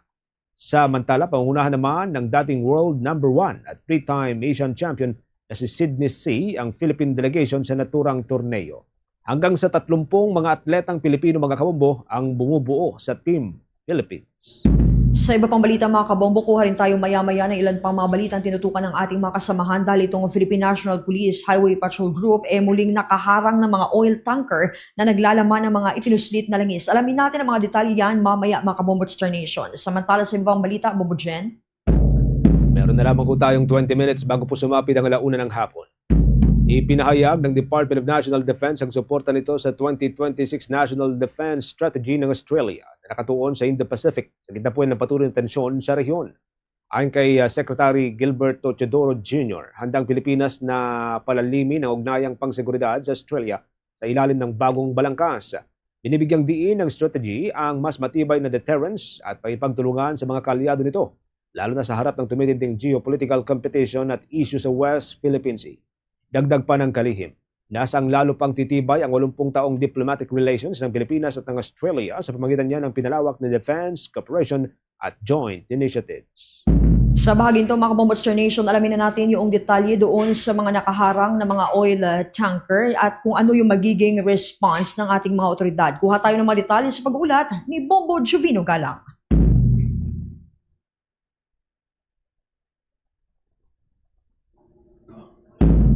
Balik ko tayo mamaya sa linya ni Bombo Jovino Galang mga kabombo. Kaugnay pa rin po yan sa naharang ng mga oil tanker na sinasabing naglalaman daw ng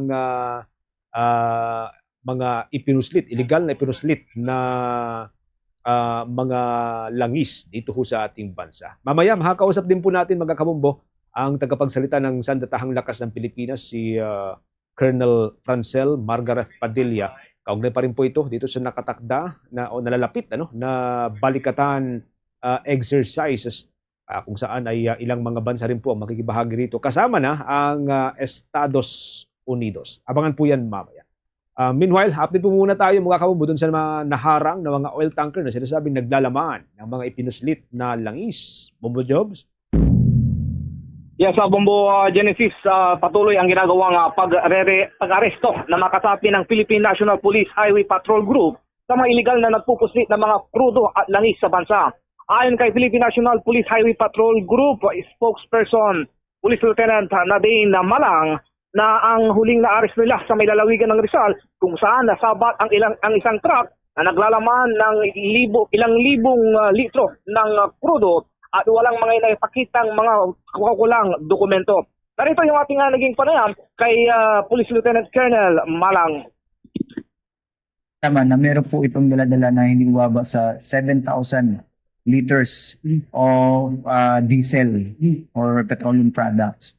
Nung tanong din natin kung meron silang documents na nagpapatunay na sila po ay legal or maaaring mag-transact ng different kind of business o mag-transport, wala po sila makapakita. At nung ito po yung chinek na pang maigi at ininahanap po sa ating opisina, binanggit nila kung saan galing yung truck na yun at yung mga langis at na pag-alaman sa isang area po ng Barangay Malanday sa Mateo Rizal, na pag-alaman po natin yung compound po na yun, no? Kung saan may naglalaman po ito na hindi bumaba sa 4 po na unserviceable tankers na naglalaman po ng more or less 8,000 liters of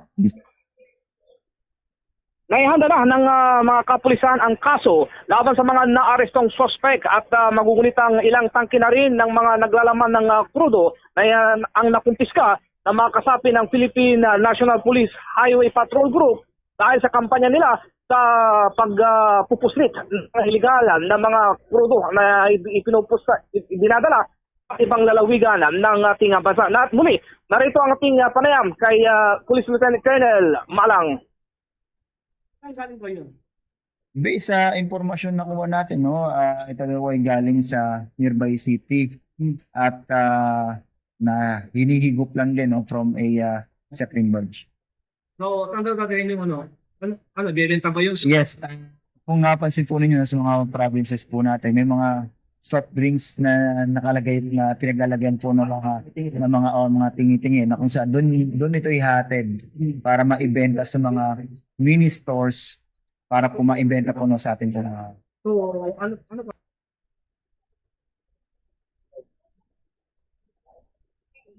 Ito si Bombo Juvino Galang and this is Bombo Radio Philippines, the #1 and most trusted source of news and information.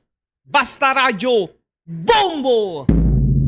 Abangan mamaya, makakausap po natin ng tagapagsalita ng Armed Forces of the Philippines, si Colonel Francel Margaret Padilla, mga kabombo. Kaugnay pa rin po ito doon sa nakatakda, nalalapit na po ito actually, na balikatan exercises kung saan ay ilang mga bansa ho ang darating. Mga 7 mga bansa ang magpapadala ng kanilang mga contingent para ho makibahagi sa pagsasanay nito. Panibagong pagsasanay na dadaluhan nga ng 3 hukbo ng Pilipinas, ang Philippine Army, ang Philippine Navy at ang Philippine Air Force. Ganon din po sa ibang mga bansa, mga kabombo, mula po sa iba't iba nilang hukbo ang makikibahagi po rito. Samantala sa iba pang mga development, Babujay.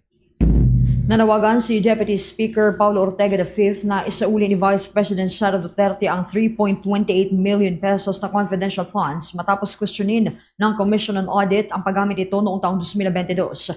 Ayon kay Representative Ortega, dapat ipakita umano ng Vice Presidente ang pananagutan sa paggamit ng pondo ng bayan sa gitna ng kinakaharap na aligasyon ng katiwalian.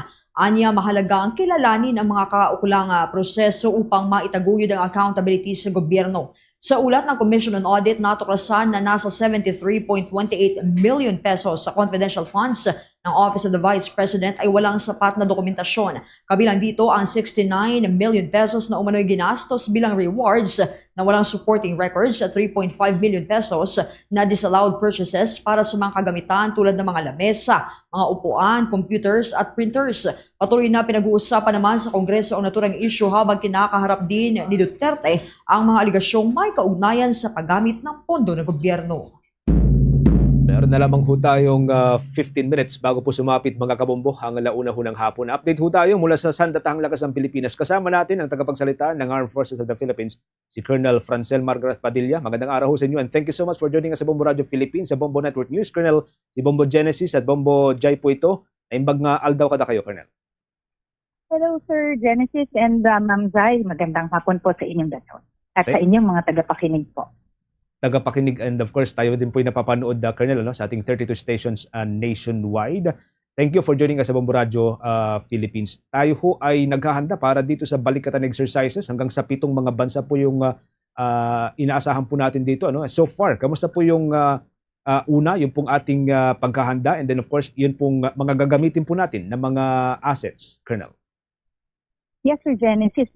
Basically po, itong balikatan exercises natin is well on the way po for implementation. Magsisimula po ito sa April 20, ang opening po natin dito, at magtatapos po ito sa May 8. Ito pong balikatan na to, for context lang ng ating mga viewers and listeners po, ito po ay isang long-standing joint military exercise between the Philippines and the United States.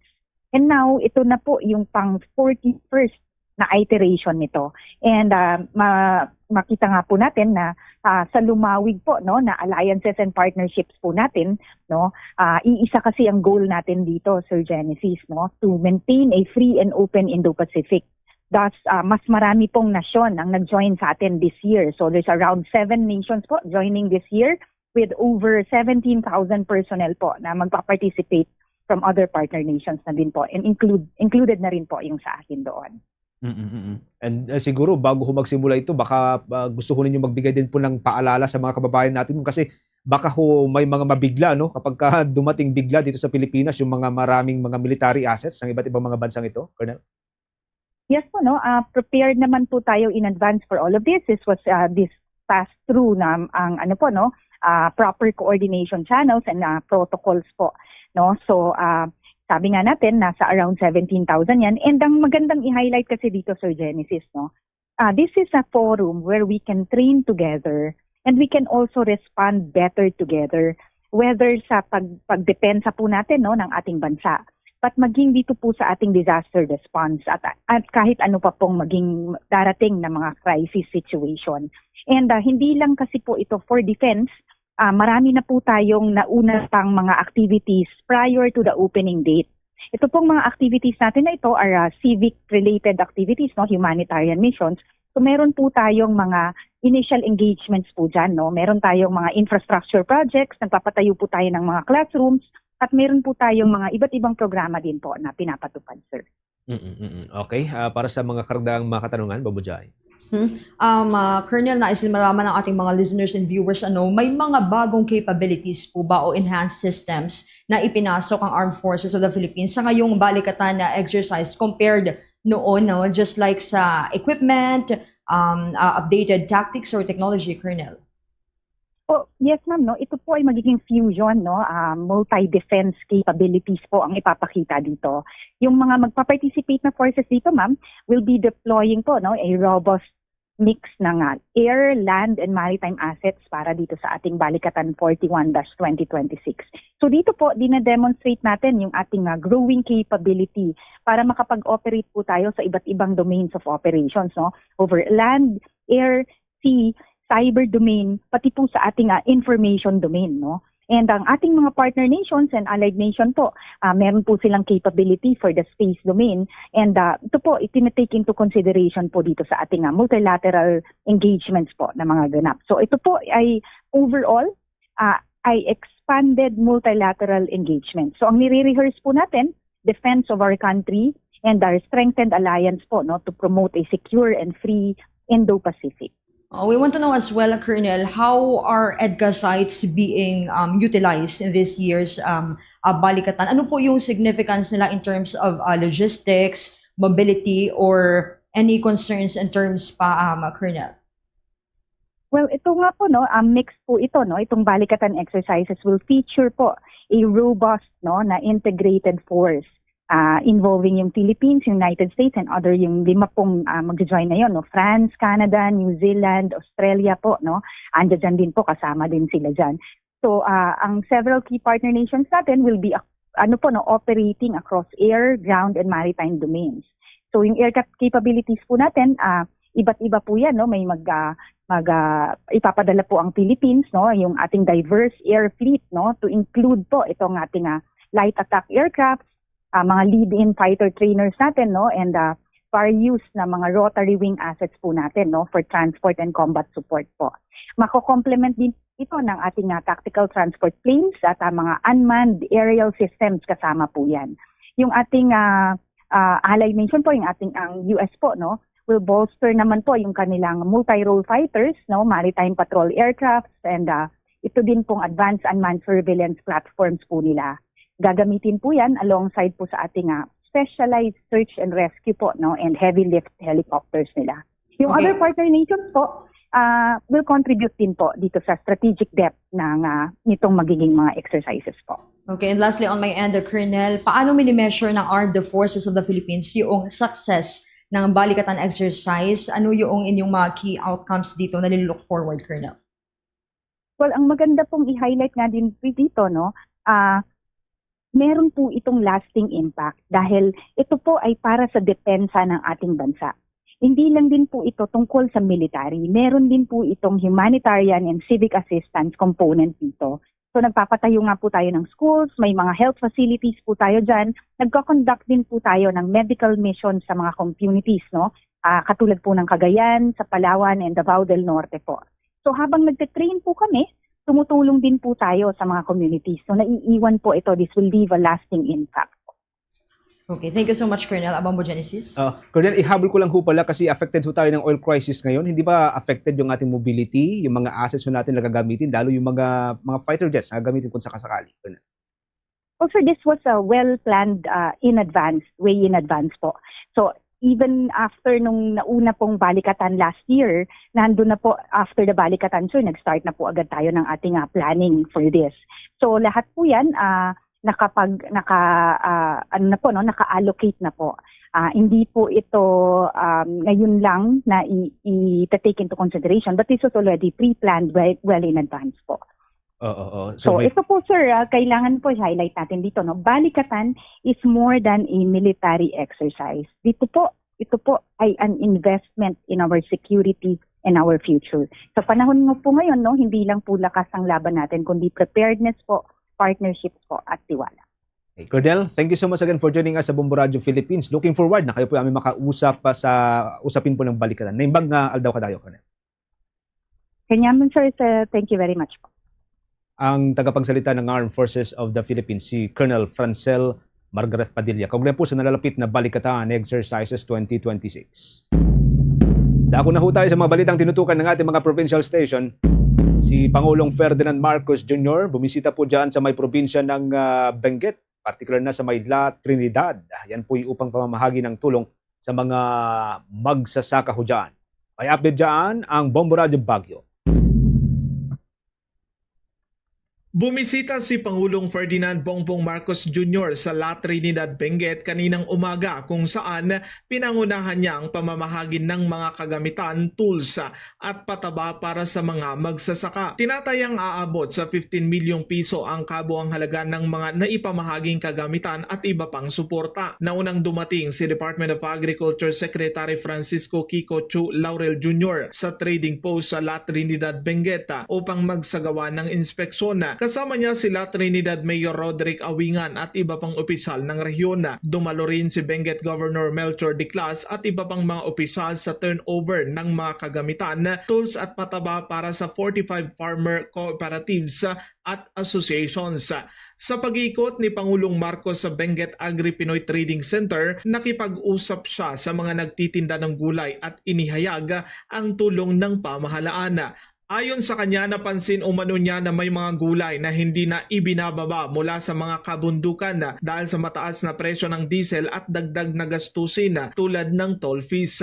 Sa kanyang maikling mensahe, sinabi ng Pangulo na patuloy na maghahanap ng paraan ang pamahalaan upang matulungan ang mga magsasaka kasabay ng kanyang pagbisita mismo sa Benguet Agri-Pinoy Trading Center sa La Trinidad. Ipinaliwanag din niya na nagulat siya sa mga ulat na may mga gulay na hindi na naibababa mula sa mga mountainous area dahil sa mataas na presyo ng diesel. Dahil dito agad silang kumilos upang magpatupad ng mga pansamantalang solusyon. Kabilang dito ang pagbaba ng presyo ng diesel ng 10 pesos, pansamantalang pag-waive ng ilang singil ng lokal na pamahalaan at pagtanggal ng toll fees para sa mga truck ng gulay.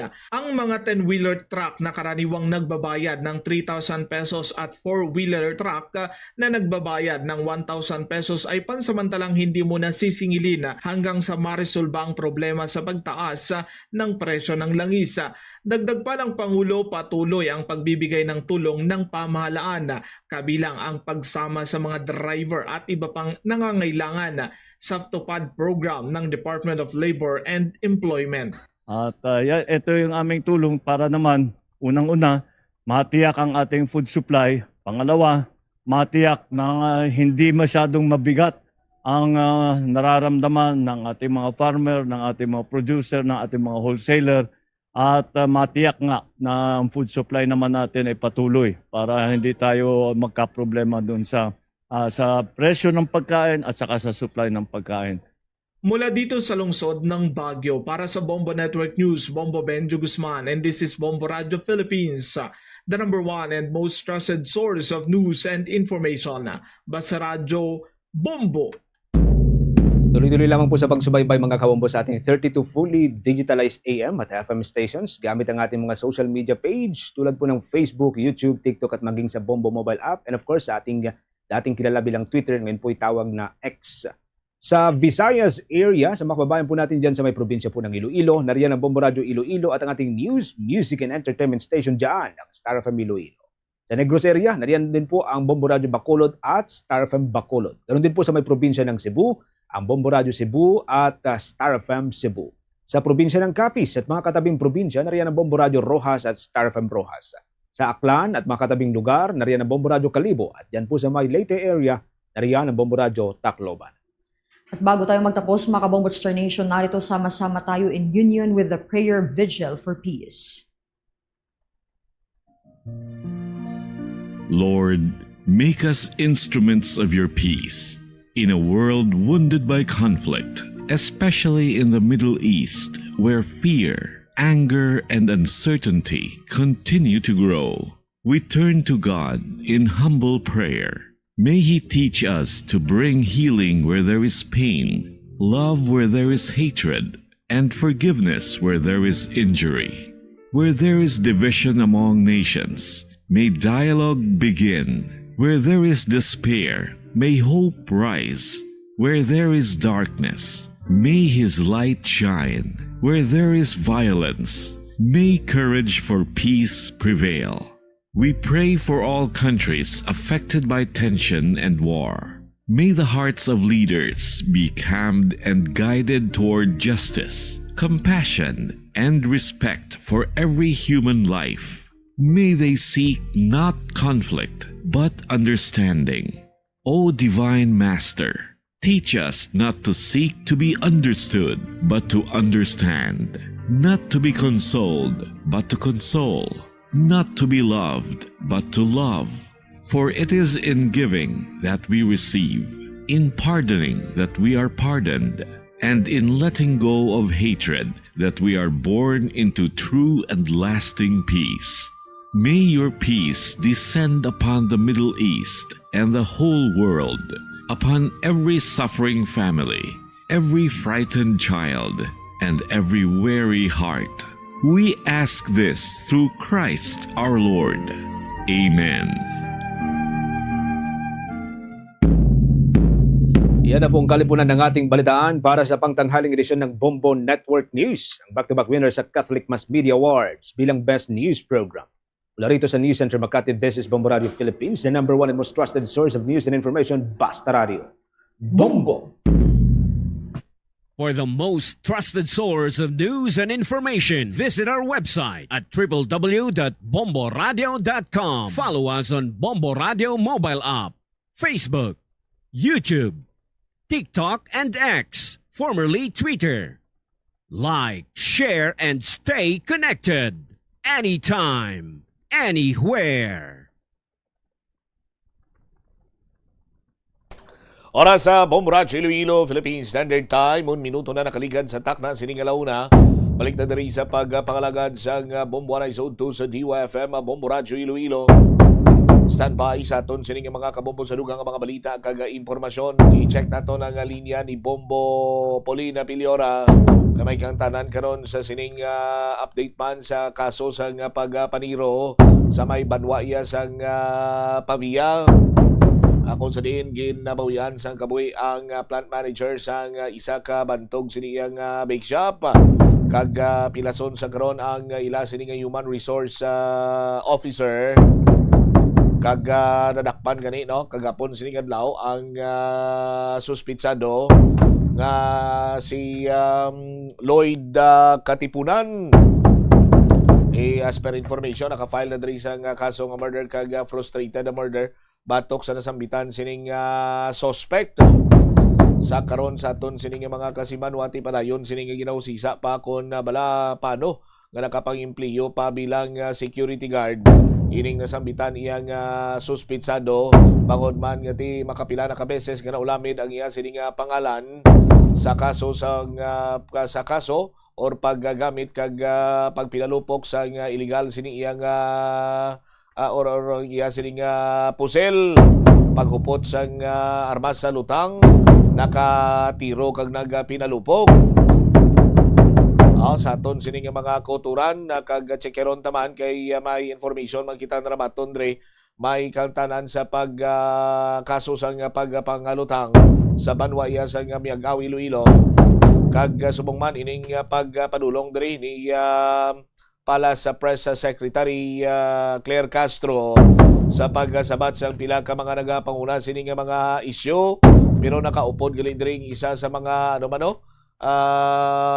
personalidad, no? Sa aton sini magkasimanwa kag i-check lang nato ni Kro kung anong latest diri kay kagulpiada lang anong agenda pagin pagluwas sa bis pagtubang sa mga katapos sa media sa siyudad sa Iloilo.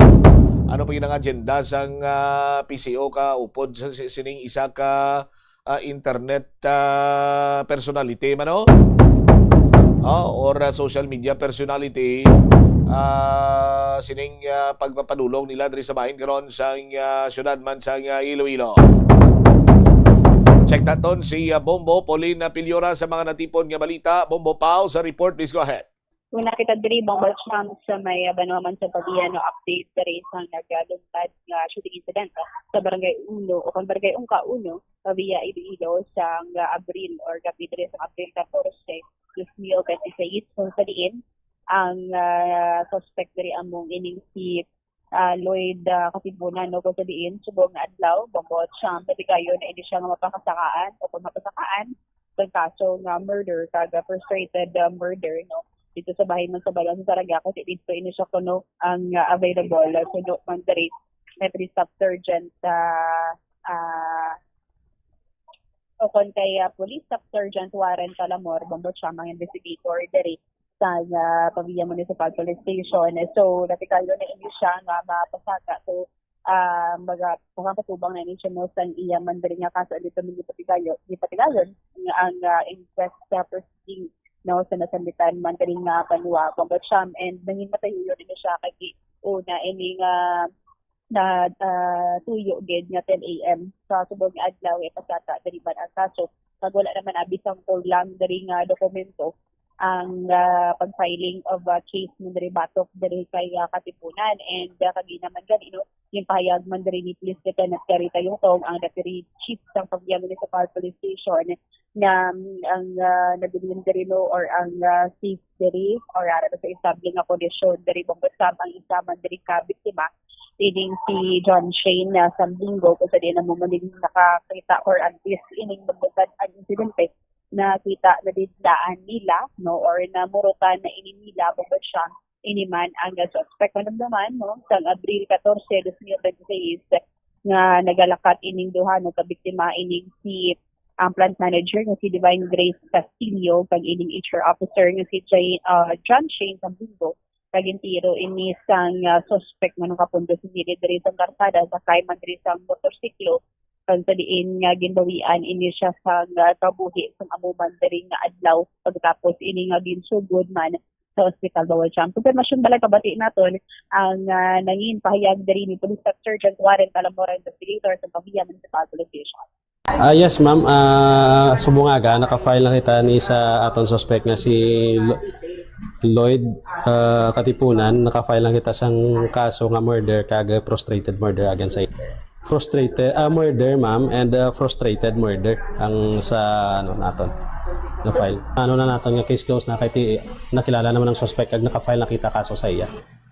Ang ila lang makakuha lang na hostisya sa ila man nga napatay nga mga biktima. Bombo Cham na bati Andrino nga nangin pahayag di Police Sergeant para talamor confirmation diri sa pagpasaka man sang kaso batok diri kay Lloyd Katipunan nga taga Banwa diri sa Leganes Bombo Cham. Okay, so ang iya sini nga custody sa diin sa karon sa Pavia siya or sa bahin sa Leganes. Ang ining inquest proceeding ginapatigayon ini siya sa Zaraga Municipal Police Station Bombo Cham. Dito ini siya gundala pag dito man susubok ti ara siya ititi dito ginapatigayon ng inquest proceeding dito man gina-file ang kaso batok man diri sa suspect no sa pagpangguthang man diri Bombo Cham. And kaya mo ni ko na ang may biro ligwano sunod diri kay Police Staff Sergeant Talamor man wala man gito specific nga kung nga diri gito Zaraga but then wala man diri ang luligwa sa Bombo Cham sunod diri kay Police Sergeant Talamor So, sunod man diri gani kay pinasnatanan sa Tayongtong, Gary Tayongtong, ang Deputy Chief sa Pavia Municipal Police Station nga naging madasig man ng inyo ang pag-proceed man diri sa kaso batok man diri sa suspect ay enough man diri sufficient man diri ang ebidensya, ang mga dokumento in filing or in filing of a case man diri batok diri sa suspect. So man gani ginahambal no nga ti maagom laman diri nila ang hostisya no sila binigyan no sa duwa man diri ka biktima kasi isa diri no babotsang or sa duwa diri isa diri ang ginlawian man sa kabuhi. So makabig na diri babotsang nga sa kapulisan diri naton nga case close na ang natabo diri nga pagpangluthang sa may banwa sa Pavia babotsang. All right. Dugang diri karon nga balita sa angot man diri sa pagbisita diri ni Attorney Claire Castro or Undersecretary Claire Castro. Ipastar mo naton sa atong pagpanumbalik diri sa Babuanay sa Ugbo Pangbatsyam. Ini si Bombo Pauli Dimitidio Piliora, and this is Bombo Radio Philippines, the number one and most trusted source of news and information. Basta Radio, Bombo. Salamat gid Bombo Pauline Piliora sa imo siniyang report. Ti kaso nga murder kag frustrated murder ang ginpasaka batok sa kay Lloyd Katipunan.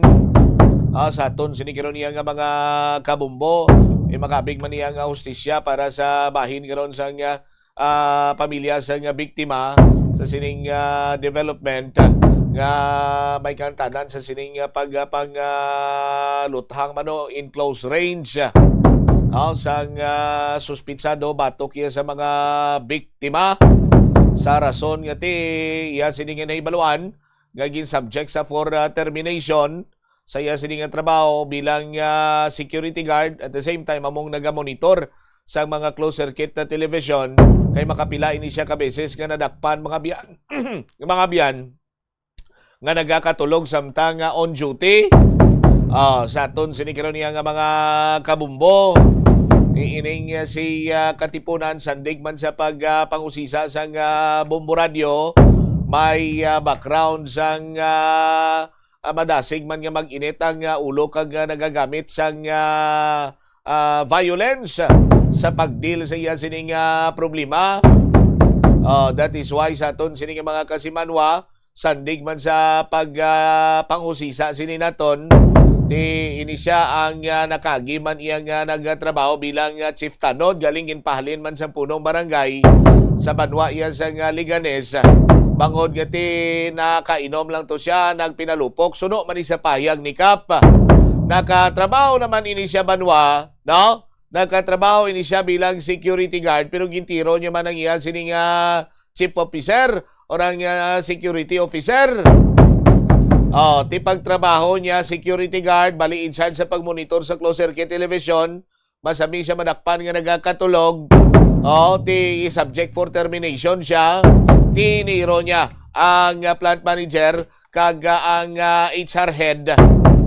Sa aton sining mga kabumbo nga nagtugas ang pagkabawi isang kabuhi sang biktima kag mayo lang gani kay nakasalbar pa ining HR head kag istabli na karon ang iya sining kahimtangan sa ospital.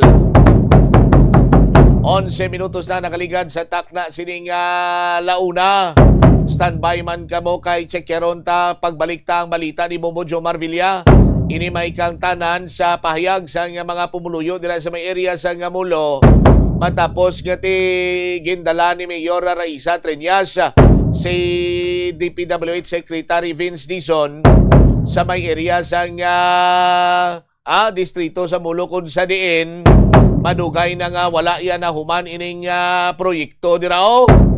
But later on, it turned out sa aton sinima kasimanwa nga si former Mayor Jerry Treñas niya nga nagdagdag sa cease and desist order sa rason nga wala comply sa mga requisitos ang Iloilo City District Engineering Office kay under ini sa ilan sa nga proyekto. Dito kagindagdagan sang cease and desist order sa aton sini nga mga kauturan.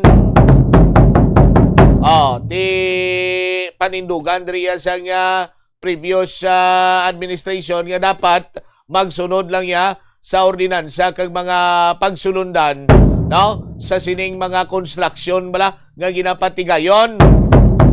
Balikan tayo ni matapos sa bilang ka importante nga mga panumdum oras. Problema sa susunod, ipabombo! Korupsyon sa gobyerno, ipabombo!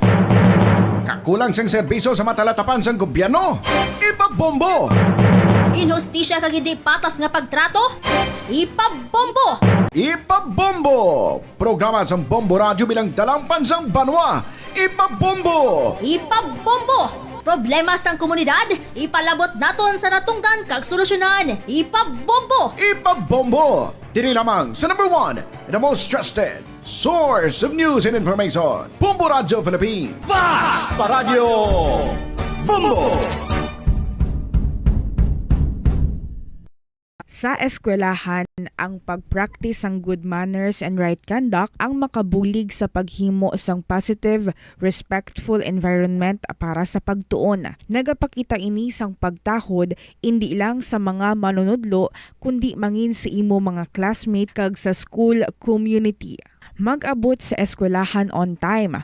Ang pag-abot sang late sa klase kag sa aktibidad ang nagapakita sang kakulang sang respeto sa oras sang iban. Magpamati sa imo maestra o kun maestro samtang nagadiscuss ang lesson kag sundon sang maayo kun may yara sang instructions. Tawgon nga ma'am o kun sir ang imo teacher o kun staff. Kun may pamangkot, ibayaw ang kamot, agud mahatagan ikaw sang kahigayunan nga makasabat. Maggamit sang please, thank you kag excuse me kung nagaistorya sa imo classmate o kung sino man ang imo ginaatubang. Likawan ang pagpanunlog, pagbuli o kung pagpanginsulto. Mangin maayo kag may respeto sa isig kapareho. Mangin matinlo sa classroom kag school grounds. Ibutang sa basurahan ang basura kag indi pag-ihaboy sa bisan diin lang, ilabi na sa sulod sang classroom. Respetohon ang propiedad sang eskwelahan. Halungan ang mga libro kag supplies kag likawan ang mangguba sang pagabutang nga wala mo ginapanag-iyahan. Mangin focus sa pagtuon kag likawan ang pag-istoryahan na isang classmate samtang nagadiscuss ang imo maestra o kun maestro sang inyo nga lesson. Likawan ang cheating. Masami nga kompletohon ang assignments kag test nga wala nagapangopya sa hinimuan sang iban.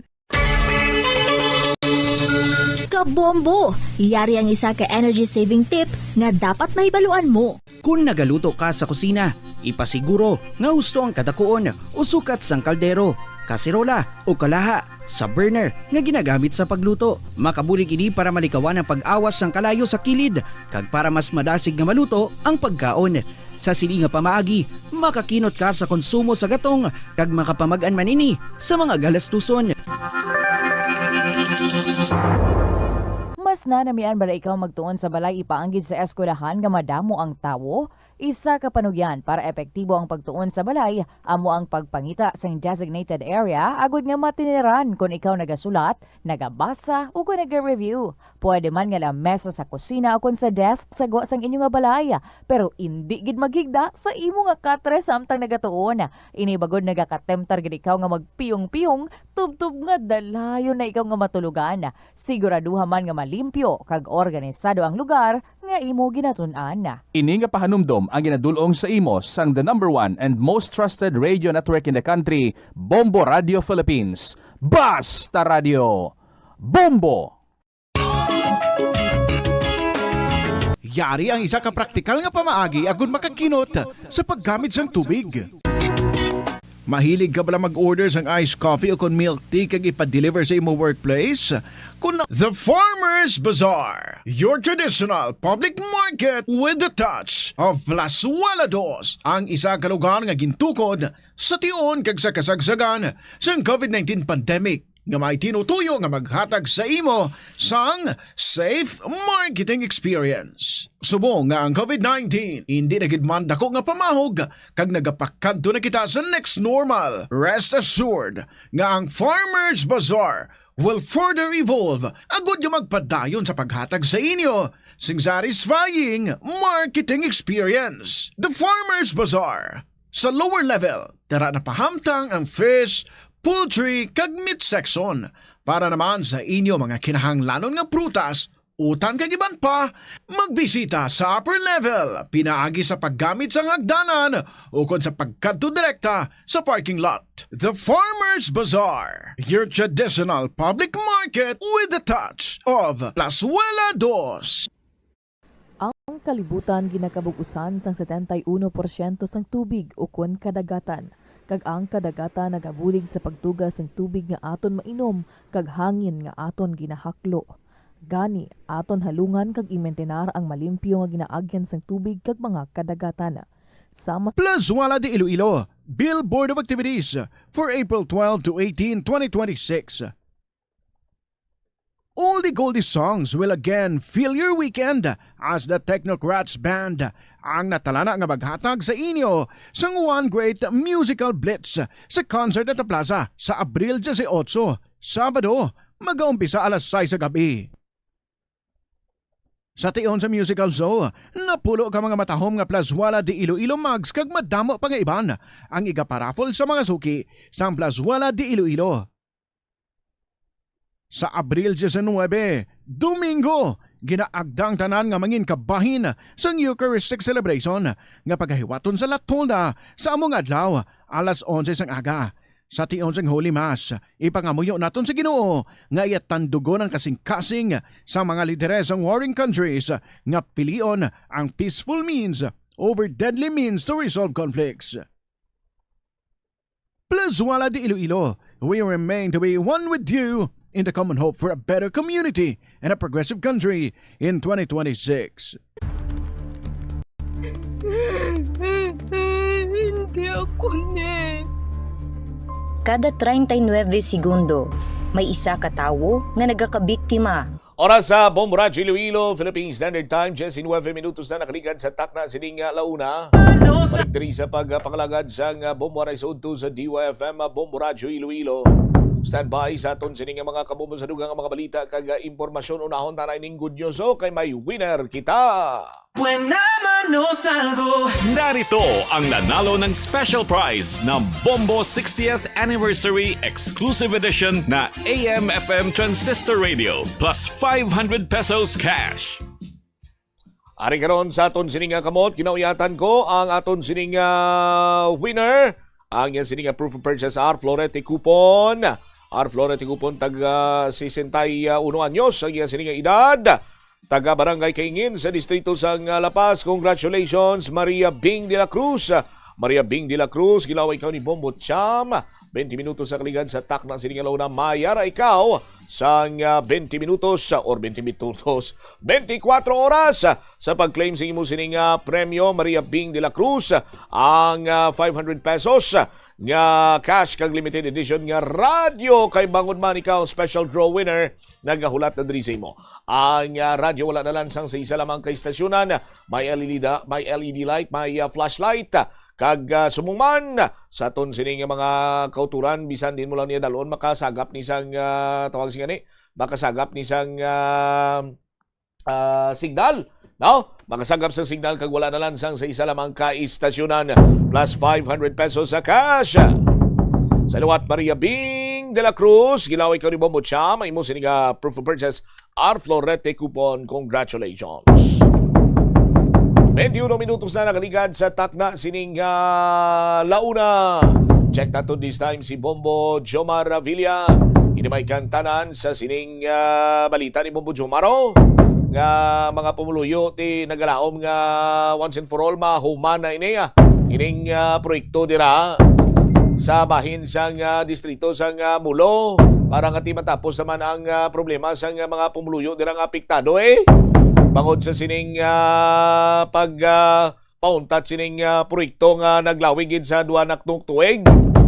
Bobo Jomar sa report, please go ahead. Ginalauman na bumutsam no sang mga pumuluyo sang Istimawa ang mahuman na no ang ining gina-construction ni karon nga dalan kada same time mapag-kayo sang drainage sa nasambit sini karon nga lugar. Ining kasunod man sa sining pagbisita no ni Department of Public Works and Highways, DPWH Secretary Vince Dizon sang damlaglang konsidente ginokdan ini siya ni Mayor Raisa Triñas no kag sunod man ganito kay Mayor Triñas nga ti mga duwa na katuig no nga wise kuno sang development no ining nasambit sa ni karon nga proyekto bangod nga ti kadamo sang mga nagapalabot sa reklamo especially sa mga motorista kon rush hour. At the same time ang problema no nga pagbaha sa lugar sa tion karon nga magbuo ang nasambit sining ulan no. Ti kasunod man sini nagpalupmangkot man si Secretary Dizon no na nuktok sa to sa mga pamalay Bumbucham ti naglistorya to sa pila ka mga residente kag amo man na no ang hambal nga madugay na no nga ining proyekto ang way gihapon mahuman kag the same time ti nagatuga karon sang huol sa trapiko bangod nga ti ang piyak nga portion ang way ginpagyan sa salakyan bangod nga sa ongoing sining construction. Kag didto man nga gin call out man ni Secretary Dizon ang mga personnel no sang DPWH, especially ang DPWH Iloilo City District Office nga next week no ti subong semana mga sunod semana no maumpisahan na kag dapat nga hindi na malabutan no masobra 3 bulan sining proyekto ang mahuman gilayon Bumbucham sa nasambit sini karon nga lugar bangod kani man isa man na sa mga ginalantaw no nga problema karon bangod sa sining pagbabaha kag at the same time naga-cause na no sang delay sang trapiko sa nasambit sining lugar ining madugay no nga mahuman sining construction sa nasambit sini nga area. So natikayo naton diri mapakigangutan ang pila sini ka residente no sa area. Suno gani diri kay Ma'am Neneng Galinero ti may karinderya ini siya no sa nasambit sini nga lugar. Ako sa dinti sa tion kuno nga mag-ulan ti naga-stagnant ang tubig bangod nga way pa naga-function gid no ang ining drainage nga ginahimo Bumbucham agod ka ti makakiter sang volume sang tubig ti sunod sa tungdan kun mag-ulan amo lang na problema nila kay ang stagnant sining nga tubig sa sagwa sang sining karinderya ting iban sini hindi malikawan nga matahap magsulod kag at the same time ti nagatugaman sang huol sa ila sining ikayong lawas magluwas sina ginakabig man nga makatugaman sang malawig sining trapiko no pag way pa nila maplastar kung may mga customer hindi nila mapahamtang sa area sa sagwabi kung may mga service nga salakyan bangod nga ti padayon pa ang construction sina kag nagatuga no sang traffic ang ining nasambit sining proyekto.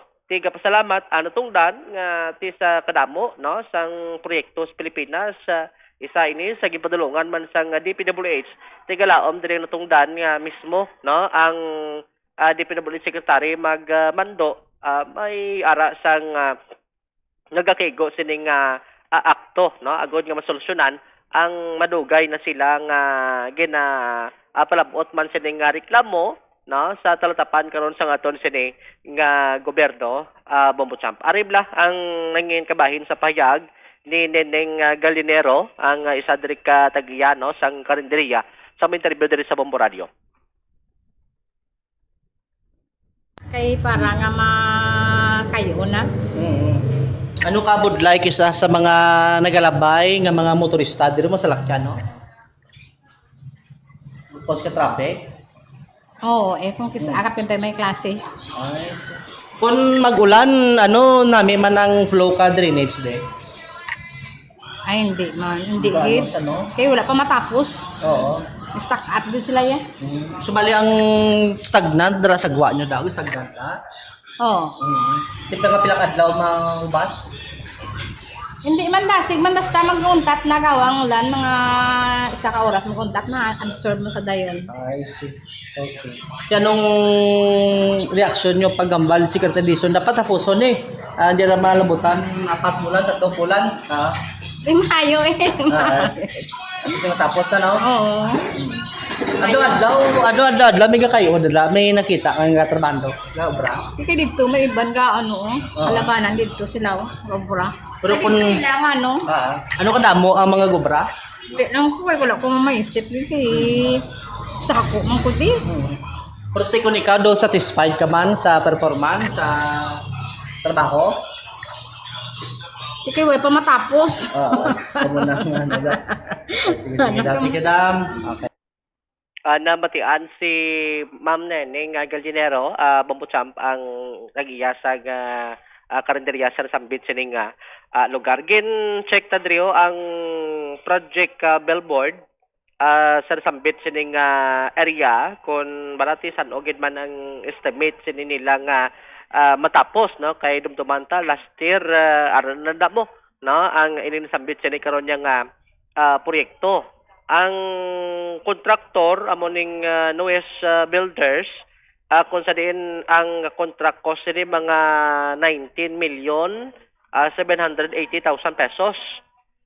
Kung sa diin ang implementing office amoning Department of Public Works and Highways Iloilo City District Engineering Office while ang galing na butang drio ang contract completion date no kag ang date started Bombo-champ sa contract duration way man na butang kun pila ka calendar days no 30, 60 o kun 90 calendar days ang ining nasambit sini nga proyekto pero ti sa pagpadulong ni Secretary Dison galaom kita kag mismo man ang pumuluyo nga ti matagaan ini sang gilayon nga nagakaigo sa ning atensyon ang ising nasambit sini nga proyekto kay may mga na pabangkutan kita tong iban nagahambal nga ti dumayo makuno kisa kun may gakayo dumayo man wala sa sambit sining proyekto kag amo na ginaluman nila kay isa na karon sa makabulig no sa dako sining problema sang baha kay balamod dra sa area kun halin ka dra sa may stoplight crossing dra sa may doctors going ka sa may distrito sa Molo along East Timawa may porsyon na nga do medyo manubo no ang dalan nga kun magsigi-siging ulan adra naga-cause sang stagnant water siguro kun lantawon ta ligad to nga pagbaha lapaw sa gutter mo no do lapit-lapit na stuhod tato ang tubig baha adra sa sambit sini karon nga area no tiamo na nga ginaproblemahan karon ang sang mga pumuluyo pananglitan kun mag-abot kita sa tigululan nga tiway pa mahuman karon ang nasambit sining proyekto. Ti ginapasalamatan man kay once kun mahuman ini dako ang maka-benefits kay balad mo ang ginhimo nila ning drainage hindi siya ambal nga tamborong no nga ibutang nila sa dalom so box culvert siya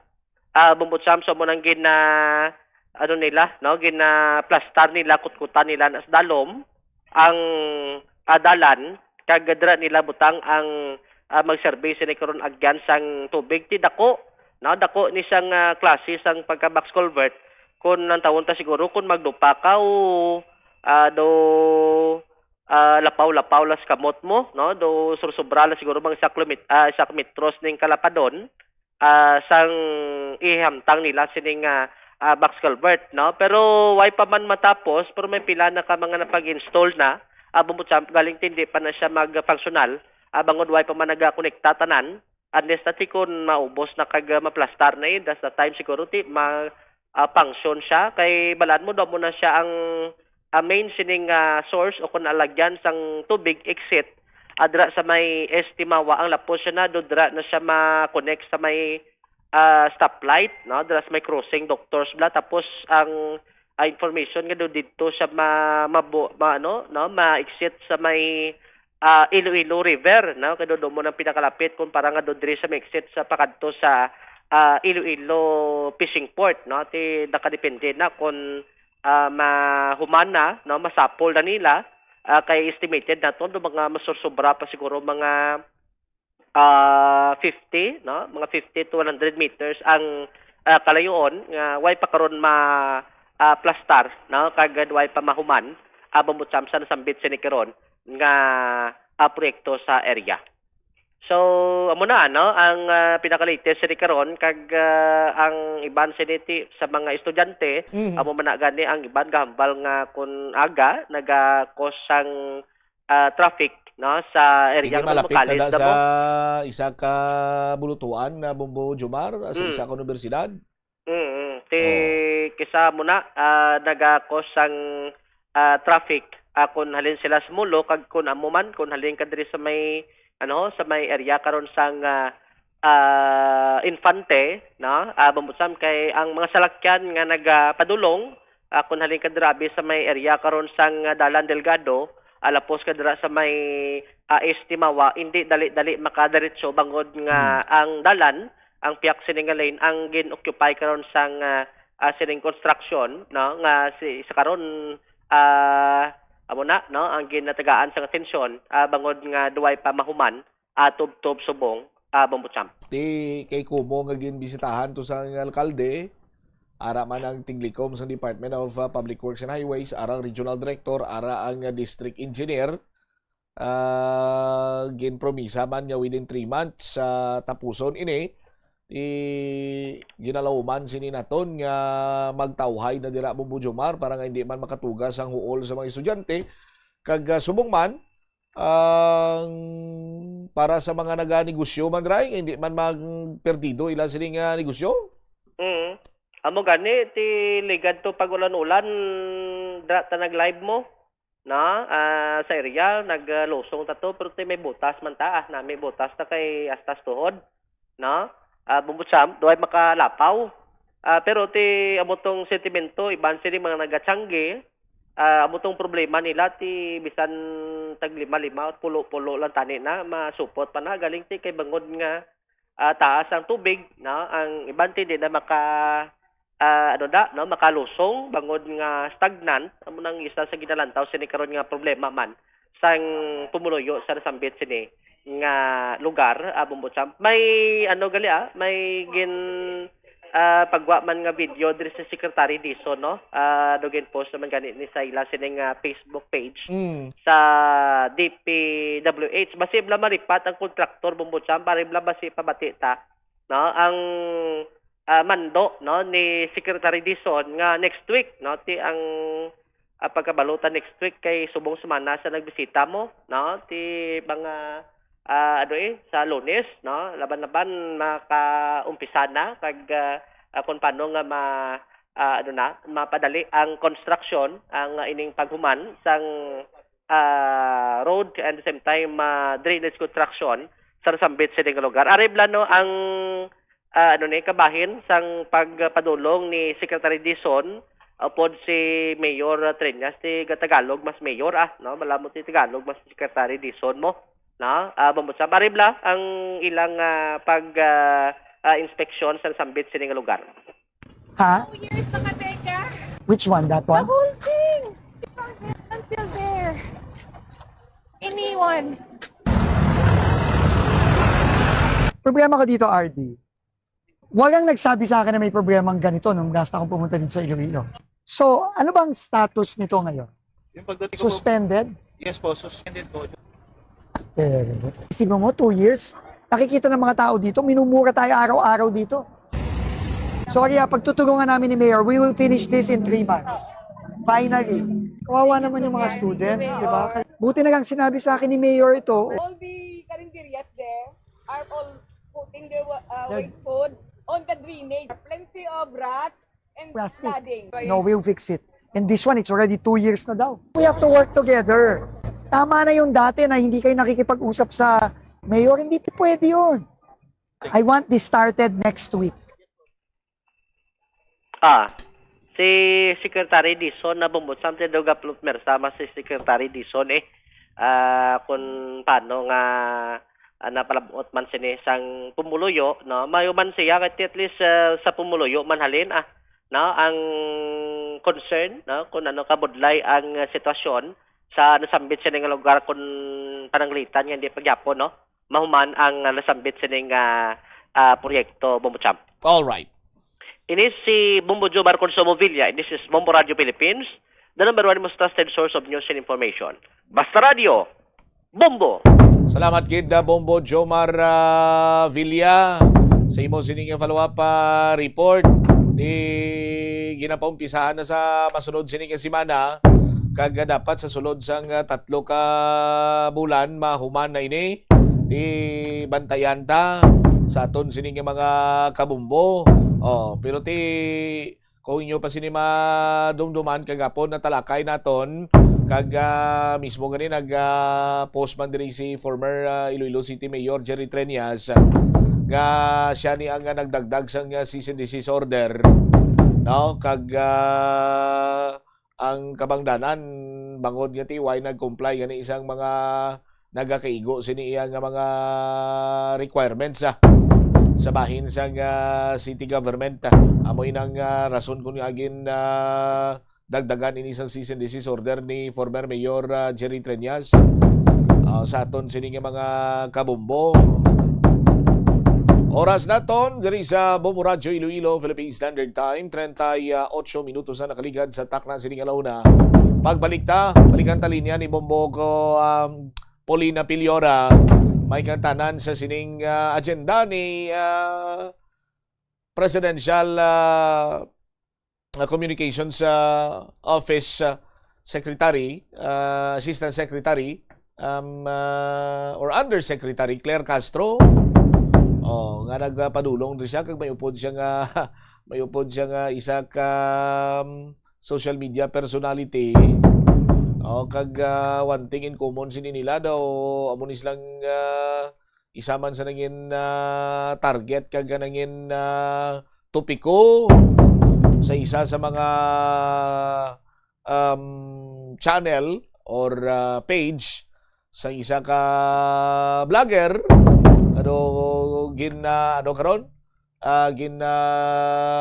husisa kag ginaimbestigaran may kantanan sa sining pagtalakay niya man sa iya sining social media page sang ikayong lawas ni Presidenta Bongbong Marcos, and nagplastar pa nga ang presidente ang napatay na sandig man sa iya sining masaligan nga source. Di na bala may kang tanan sa pagbisita sining ni Attorney Claire Castro, or may iban pagid sinila yang nga tawag singani may iban pagid sila yang agenda diri sa bahin man sa syudad sa Iloilo. Balikan tayo ni matapos sa bilang kaimportante nga mga panumdum. Kabombo! Yari ang isa ka energy saving tip nga dapat mahibaluan mo. Magamit sang electronic power strips o kon extension sang linya sang kuryente agod ma-expand ang mga outlet sa imo balay o opisina. Ang electronic power strips nga ginatawag man surge protectors sarang pa makaproteher sa mga sensitibo nga electronic devices sa mga voltage spikes. Makabulig man ini sa pagkinot sang kuryente bangod ang paggamit sang extension ang makabuhin sang phantom loads. Sigurohon man nga naka-off o naka-unplug ang extension kung wala na ini ginagamit. Panugyan na rin sa eksperto kung kwarta ang paghambalan. Apesar limitado ang imo abilidad nga mag-invest, ang gamay nga contribution sa investment accounts ang makabulig sa imo nga maggamit ang earned money nga maka-generate sang dugang nga income. Ikonsiderar ang pagbukas ng retirement account o kung iban nga investment account. Ini nga pahanumdom ang ginadulong sa imo sang the #1 and most trusted radio network in the country, Bombo Radio Philippines. Basta Radio! Bombo! Kabombo, yari ang isa ka energy saving tip nga dapat may baluan mo. Mag-observe ang maayo nga load and cargo management sa salakyan. Ang kada 100 kilograms nga unnecessary load nagapataas ang fuel consumption tuptop 0.5% para sa mga salakyan, samtang ang pagbuhi naman sang wala ginagamit nga roof racks o cargo boxes ang makakinot sang 2 to 5% bangod sa reduced aerodynamic drag. Dugang pa ang masami overloaded nga salakyan, madasig nagakaupod ang goma nga nagadugang pa sa mga galastusan. Ang kasubo kag depresyon ang hindi pareho nga balatyagon. Ang depresyon ang hindi gulpiyada lang nga nagakatabo sa isa ka tawo. Masami man nga ginakabig sa mga tawo nga depressed ini bangod sa kasubo nga nagakabatyagan. Ang kasubo temporaryo lang nga nagakabatyagan sang tawo kag masami nagadugay sang pilalang kaadlaw. Samtang makabig naman nga nag-experience ikaw sang depresyon kung masobre na sa 3 ka bulan nga nagabatyag ikaw sang kasubo. Importante nga mahibaluan ang mga naga-trigger sa nga mga balatyagon agud nga mahibaluan kung paano ini nga bulngon. Ginadubilian ang illegal nga droga. Makamamatay. Ang nagagamit sang shabu posible mapatay tungod sa cardiac arrest o kung hindi gani tungod sa drug overdose. Makaguba sang lawas. Makadulot ini sang pagkaguba sang kidney ukon pag-angkon sang hepatitis, posible man nga malatnan sang acquired immune deficiency syndrome ukon AIDS. Maglikaw sa illegal nga droga para sa matawhay kag malinong nga komunidad kag pamilya. Kabombo, yari ang isa ka energy saving tip nga dapat may baluan mo. Buksan ang mga bintana, puwertahan kag kortina sa aga tubtubabon agud makasulod ang natural nga kasanag kag preska nga hangin sa sulod sang balay. Kung masanag ang sulod sang balay, hindi na kinahanglan nga maggamit sang suga sa adlaw kag mabuhinan man ang paggamit sa electric fan o kon aircon. Dako nga bulig ba ng maayong air circulation sa pagpabugnaw sa balay, ilabi na sa mainit nga klima subong sa Pilipinas. Naga-subscribe bala ikaw sa mga serbisyo nga wala mo man ginagamit? Halimbawa, ang balayran mo na bala para nga makalantaw ikaw sang movies, pero sa tuod lang, wala naman ikaw tiyempo nga maglantaw sini. Hapos lang libatan ang bulanan nga mga subscription sa streaming services kag mobile apps, kag wala ka lang nakadipara, ma-charge na ini sa imo nga bank account bisan nga wala mo man regular nga ginagamit. I-review gid ang imo nga ginagastuhan sa mga charges kaangay sini, kag ikonsiderar man ang pagkanselar sa mga hindi kinahanglanon nga mga subscription. Oras sa Bombo Radyo Iloilo, Philippine Standard Time, 44 minutos na nakaligad sa takna sining alaw na. Balik na diri sa pagpangalagad sa Bombo Radyo sa DYFM, Bombo Radyo Iloilo. Standby, balikan ta ang linya ni Bombo Polina Piliora. May kantanan karon sa sining pagpadulong diri ni pala sa Press Secretary Claire Castro. May pila ka mga tupiko man nga ginsabat diri ang presidential spokesperson, but may pila ini siya ka mga kaupdanan kag sandig sa paglantaw sang kadamaan sa aton sini nga mga kulturan nga nagupod ni ang duwa.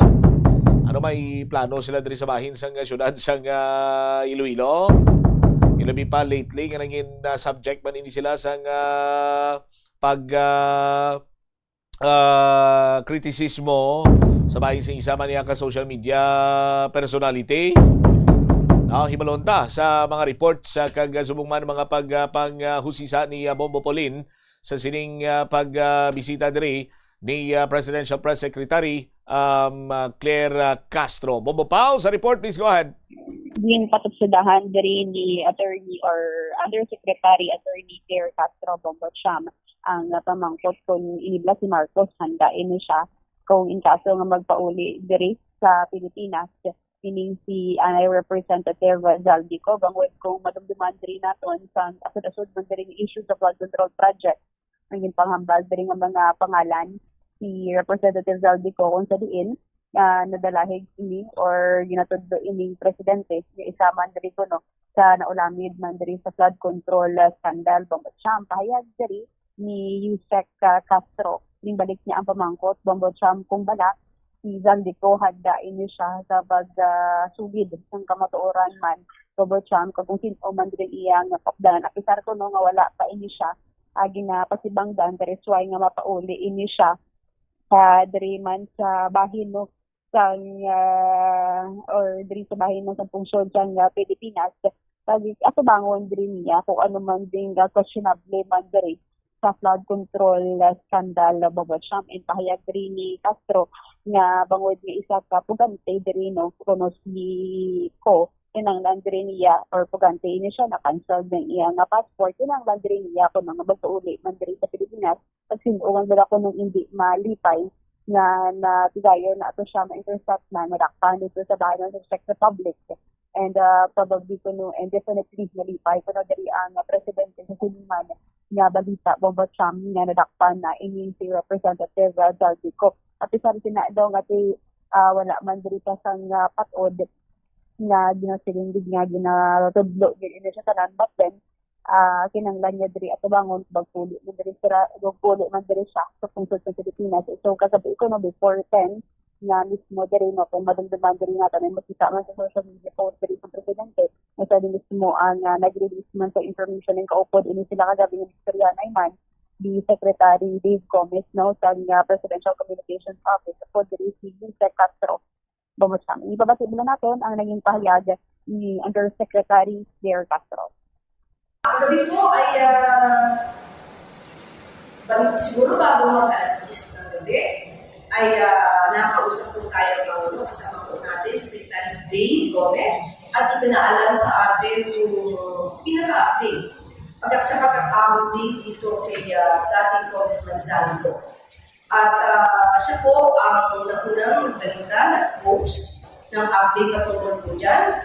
At of course, ang karamdaman ng Pangulo bilang siya po ang naging nauna sa pagpapaimbestiga ng mga anomalya sa flood control projects. Although wala pa po inaakusahan ng Pangulo, wala inaakusahan ang gobyerno kung sino ang guilty or not guilty.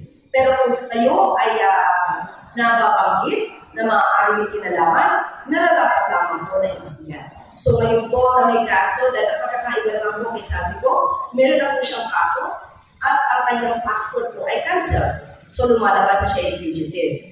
So isang fugitive dapat lamang po mahuli at sa pangunguna ng Pangulo na nalaman niya na isang fugitive ay maaari nang maibalik sa Pilipinas, maganda po malindayan. Ang utos po niya, managot ang dapat na managot. Kung isang tao po ay may warrant of arrest, fugitive, cancel ang passport, sino po ang hindi matutuwa na ang isang taong fugitive ay maibabalik sa Pilipinas para managot? Ang dapat na tanong dyan ay kung handa ba si Saldico na magsabi ng katotohanan, kung handa ba siya na sabihin kung sino, kung hindi natin sinasabing siya guilty, kung sino ba yung kanyang mga nakasama.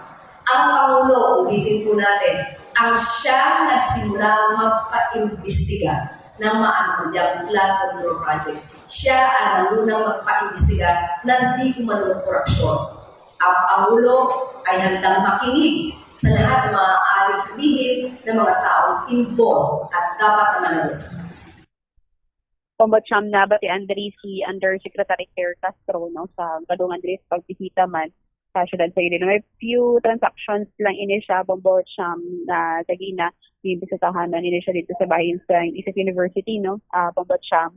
And then following that, nag-proceed ini siya dito sa Dambe sa DepDev, daan diri ang NEDA, mas kilala diri NEDA sa regional office Pambacham. But then naglakat man ini sila, probably would stay here lang hindi man yun madugay, diri man sa basin sang syudad sang Iloilo, Pambacham. And may mga few questions man or may mga few answers man ini si Attorney Claire Castro paangot man diri sa mga false information bala kining recently identified specifically ang tatlo gid sa accounts, social media accounts man diri sa bahin sang isa diri sa aton diri sa syudad San Isidro, isa diri ka Ilongga vlogger nga mas kilala diri sa aton nga si Iloy Bugris nga gina-imbestigaran ini kag endorse na ini sa ang affidavit man of legal actions from diri sa bahin sa Department of Justice kag posible man nabat ini siya sa Danyos. Wala man gid siya ni actually Pambacham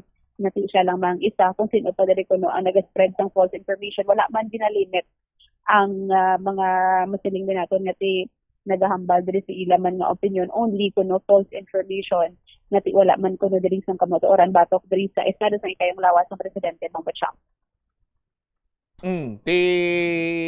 Ining isa pa gid sa mga natulupang danta, may isa pa gid siya kaupod to nga naging subject man sang kritisismo mo sang isa sini sa mga na ginapaimbestigaran iyang social media page. Nagkanto sila di parang mag-file sang kaso. Pero kung mag-file man lang sang kaso, Bumbo Pauline, bisan din man lang, pwede ka maka-file sang kaso mo, particularmente kung cyber libel, kung mahambal kabi nga ti ara kaya sa Melbourne, Australia, sa nabatian mo, or sa, for example, nabatian mo, ara kaya sa may any point sa Western Visayas, pwede kaya ka-file sang kaso dito, Pao? Exactly, pero wala man din may gintumod ang undersecretary, and at the same time may isa diri ka influencer ining si Jamag Pambacham ipangalanan diri naton na actually kung pwede dara karon mapabati ni engineer sa bahin lang sa iya man diri nga pahayag report lang ginarada sa aton man nga Facebook or social media page man diri Bombo Cham nga bal diri ni Magno. Ngati wala siya gani kuno makahibalo sang kahapon ni adlaw man diri no sang amo diri sang pag-anunsyo man diri or pag-state man diri but payag diri niya ara siya kuno sa Siargao hindi siya kuno ka private citizen na kag wala man siya kuno hindi ba siya kuno empleyado. Actually clarify niya hindi siya kuno empleyado man diri sang Halas or sa Malacanang. It's just nga ginimbitaran ina siya kuno bangod nga legitimate ang iya ginapag ang information unlike man diri kuno sa pila diri ka mga personalities na actually nga dan diri naton ining si Eloy Bogresman Bombo Cham na diri man sa bahin sa may ining Dubai based no na vlogger Bombo Cham and sunod diri sa iya nga wala naman diri siya sang labot kag tani ko na hambal niya Bombo Cham may she rest in peace na lang ini ko no Bombo Cham kag iniman ko nga klase sang personalidad is hindi ko no dapat tatagan man diri sa platform Bombo Cham. Ipabati naton kung ready na diri ang nangin pahayag no ni Jamagno no isa diri sa mga influencer man nagapod diri pag inimbitaran ini siya ko no sa nga PCO nga magpadulong diri man sa bahin siyudad ng Iloilo Bombo Cham.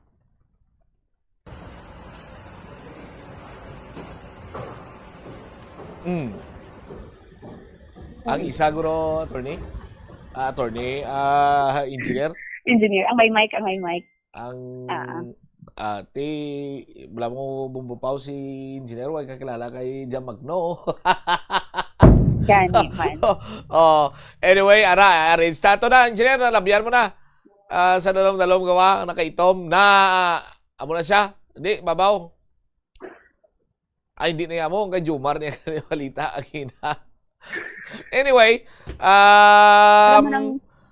why asang labot ang pagpadulong sininilang adwa or pag-upo dyan bisa kay Undersecretary Claire Castro kag si Undersecretary Claire Castro si attorney may iba ni sayang engagements nga padulungan diri sa bahin sa nga Iloilo ti kay Kumo ari nagin man lang siya diri nagatubang na lang siya sa media bumbupaw pero why man sila ya sa may ginpayag or mambal nato nabi magluwas sa may bisitahan siya diri sa Iloilo why niya sa may kangtanan sa isa sa mga ginaimbestigaran nga social media page nga kung ano man ang ila sini nga mga tinutuyo diri Bombopolin.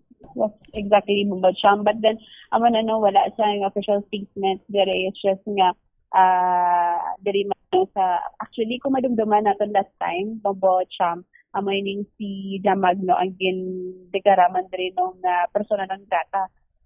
But then, hambal dere ko na niya, nga may personal invitation, hindi siya yahalin man dere sa PCO, halin dere sa Malacanang or sa Presidente. Nagpadulong siya dere, enlight man dere upod sang PCO. So, habang na gani, ito no diri, welcoming man ang siyudad ng Iloilo. Wala siya ako sa personal nga kaakig diri sa mga Ilonggo, Bacham, or may good adi sa mga Ilonggo. So, just nga, amo lang dito the time ang tabo. And then, ang pagpadulong man diri nga, no official statement with regards diri no sa yung pangalanan diri nga nag-spread allegedly sa false information man diri sa health sang presidente kay bag-o lamang ini siya ako na nakadalo Bacham. All right, sige. Ini si Bombo Pauline Dimitidio Piliora and this is Bombo Radio Philippines, the number one and the most trusted source of news and information. Basta Radio, Bombo. Salamat gid na Bombo, Pauline Piliora sa imo siniyang follow-up report. May other engagements si Press Secretary or Undersecretary Claire Castro, no? Kumo nga mapailuilo siya. Ginulayhon niya lang tubang man sa mga katapos ang media dire. Sa aton sini magkasimanwa kay ti siyempre may dako man nga balita ini ganing pahayag ni President Bongbong Marcos mismo nga nadakpan si Zaldico dito iya sa may Prague, sa aton sini nga mga kasimanwa ining si former Representative Zaldico ti madugay naman ini nga ginapangita diri iya sa bahin sa nga pungsod na Pilipinas bangod nga tinangot man ining pangalan niya sa flood control anomaly. Ti kay kubuari di si Attorney Castro, ti diri na lang kagagin plastar mang nagpatigayon sa nga pag press briefing do mo sinabi. It's so happen nga ti may nakaupod sa iya nga isa man ka may isa mga social media personality, may social media influencer dito kag nasiplatan kag kabalukan man iya sa plastada sa nga magkatapos ang media. Mahilig ya mag-angot-angot do sa nobla nga ara ang ining nasambitan nga personalidad. Tapos ara man si Undersecretary Castro, isa sa mga ginapaimbestigaran nila nga social media page, ining Iloy Bugris, the Queen of Revelations. So happen nga ti ilonggagi din siya, pero why na din nagatiner dito na iya sa may bahin karon sa United Arab Emirates. Sa aton sini nga mga kasimanwa kag sandig pagani sa mga information man agin pagwa ni Iloy Bugres, no, ni Jinky Avelino sa aton sini nga mga kabombo amo niyang ginapatihan niya mo kag ang ginapatihan niya among hambal niya sa aton sini nga mga kauturan. Nagadepende na ini, no, kung ano man yung mga lihok dira sang Malacanang, no, sa aton sini nga gobyerno. Kay kung may nakita sila diri nga nagpaglapas sa aton sini nga layi nga nakomiter sining Ilongga vlogger, di may kinamatarong man na sila nga mag-file sa mga nagakigo sini nga complaints kagati sa bahin naman niya sining ni Iloy Bugres at isabton niyo lang ni kung ano mga medios posibles sa aton sini mga kabumbo galing iti kumo ara ang isa pagid ka social media personality nga may word war man ini sila sadto. Tino nagadugang lang sa mga haka-haka kag mga hatag man sang pagdalom sang paminsaron sang pila naton ka mga kauturan trima niya sa aton sini ka mga kabombo.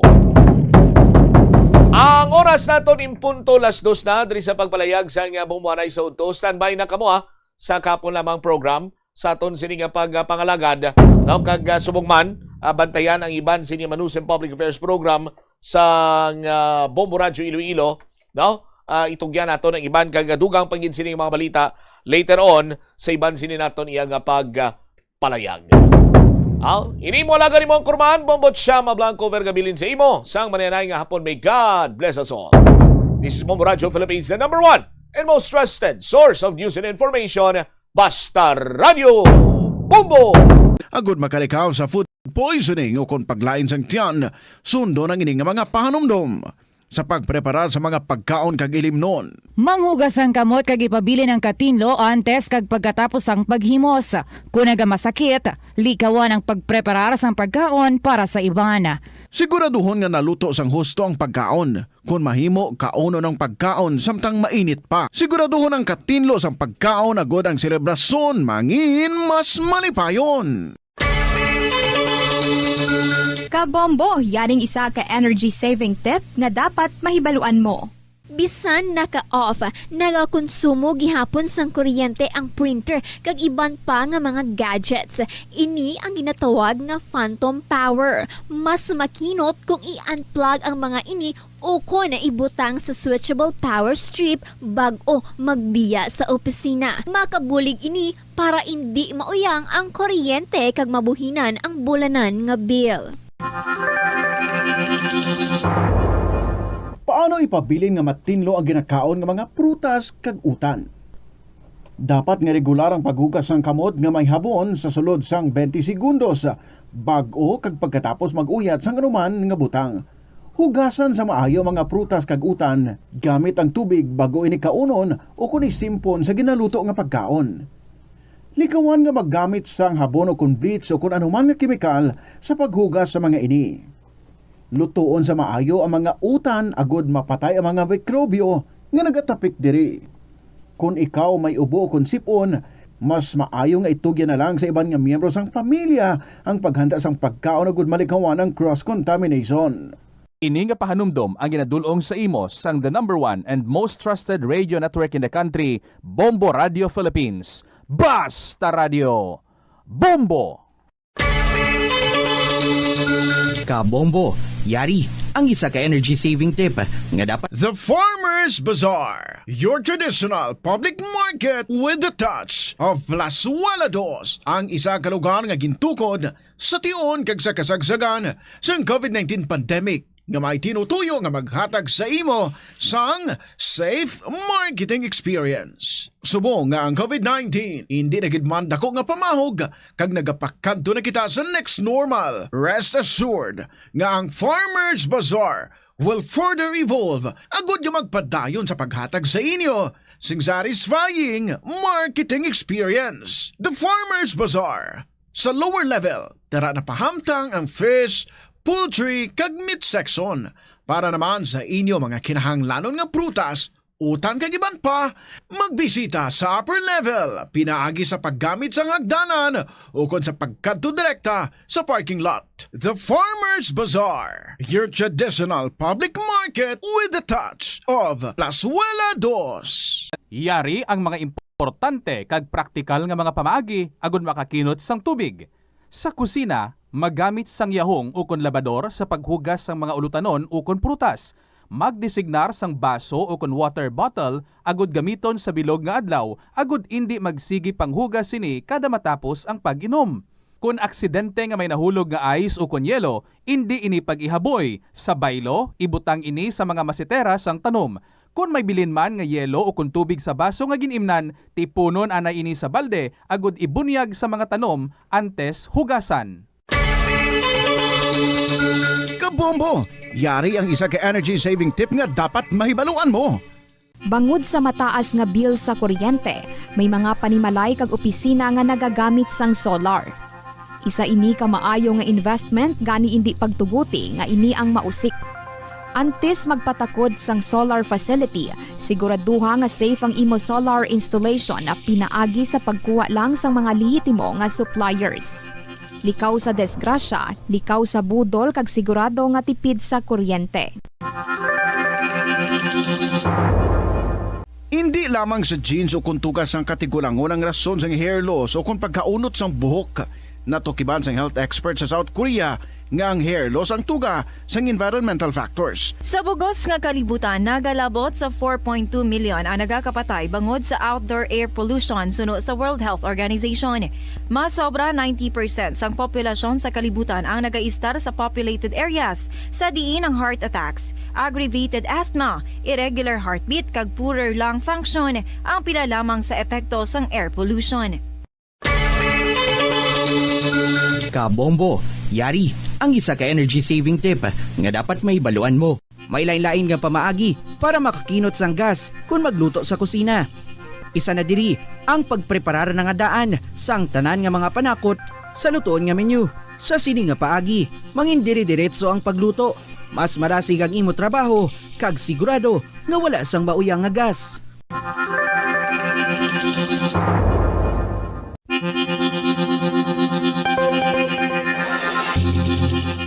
Sini nga panahon sang tag-ilinit, delikado ang sunog ilabi na sa sulod sang panimalay. Gani safety first kabombo, ilabi na kung ikaw ang nagaluto sa kusina. Siguraduha nga nahamtang sa mabugnaw kag well-ventilated area ang LPG tank kag indi masilakan direkta sang adlaw. Ang sobra nga init makapataas ang pressure sa sulod sang tangke nga mahimo magresulta sa aksidente. Tsekyaron ini kung may tagas kag ipalayo sa kalayo.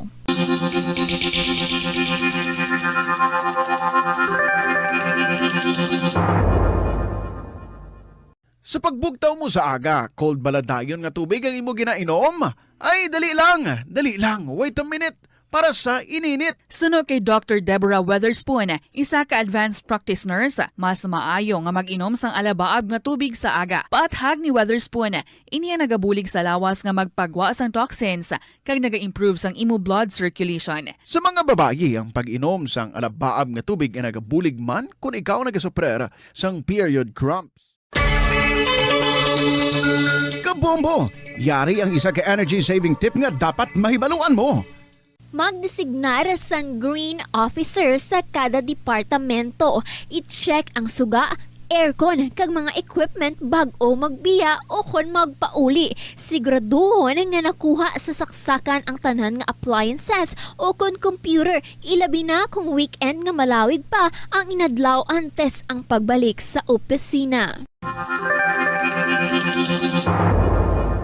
Yari ang mga simple nga paagi agon makakinot sang tubig. Magpamunyag lang sang tanom kon ginakinahanglan kag nagakadapat. Magtala na sang adlaw kag oras ang pagpamunyag sa mga tanom kag sundon ini. Bunyagan sa makaisa lang ang mga tanom sa sinang adlaw. Antes maglas 9 sa aga ang mas nagakabagay nga oras sa pagpamunyag agod nga mas makapanalupsop ini sa mga gamot kag mangin available sa bilog nga adlaw. Kabombo, yaring isa ka energy saving tip nga dapat mahibaluan mo. Nagagamit ka man bala sang water dispenser sa imo balay o kuno opisina? Ini nga kagamitan ang isa sa mga appliances nga mahakog magkonsumo sang kuryente. Ang paggamit sang dispenser nga may capacity nga 630 watts ang mahiwo makadugang sang tubtub sa 600 pesos sa imo electric bill.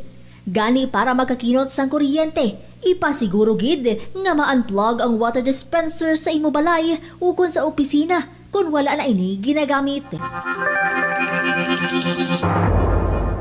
Kadungan sang pagtigulang, nagataas man ang risgo sang vitamin deficiencies nga nagatugas sang physical kag emotional changes. Santo sa isa ka scientific study, ang B vitamins ang importante agod nga mag-function ang body cells nga nagabulig sa metabolism, paghimo sang bago nga blood cells kag nagabulig sa pag-maintain sang healthy skin cells, brain cells kag body tissues. Magluwa sa supplements, lakip sa mga pagkaon nga bastante sa vitamins sa moang karne, whole grains, prutas, gatas, cheese kag mga ulutanon.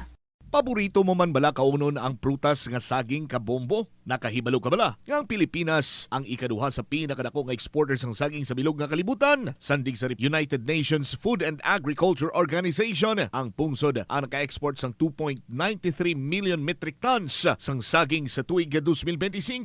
Nagapangduha kita sa top exporter nga pungsod Ecuador. Ang saging manggaranon sa mga bitamina kag minerals, kaangay sang vitamin A, C, B6 kag potassium nga kinahanglan sa immune system, energy production kag cell protection. Bangod sa mataas nga potassium content sang saging, epektibo ini sang healthy blood pressure kag nagasuporta sa overall heart function. Kabombo! Yari ang isa ka energy saving tip nga dapat mahibaluan mo. Limitahan ang pag-charge sang devices. Hindi pagpabayaan nga naka-plug ang phone, laptop o kon tablet kung puno na ang battery. Patyon o kung i-unplug gilayon kung tapos na. Makakinot ini bisan gamay lang per device. Ilabi na kung madamo ang empleyado sa opisina.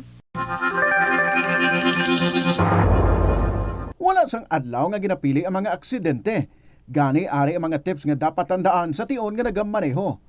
Una, regular nga i-check ang kondisyon sang salakyan, lakip diri ang tire pressure, bastante nga oil kag brake fluid, kag ang side mirror ang dapat nga yara sa insak. Ito ang Bombo Radio Philippines. Fully digitalized. Numero 1 sa balita, komentaryo, drama at serbisyo publiko. Bombo Radio Philippines. Bombo Radio Philippines. Unmatched. Number 1 and most trusted source of news and information. Basta Radio Bombo! Good afternoon sa inyo tanan mga kabombo. Happy Friday! This is Tita Regine. Welcome back. Diri sa kahapon lamang program sa atong liwat kapagupdanay. And of course, we would be enjoying beautiful stories diri sa KLP. Salamat sa mga nagapadala sa ilang mga istorya and still inviting those nga luyag man nga mag-share sa ilang mga kasaysayan, especially sa mga wala pa nakaagi, mga first-timers, mangin first-timers.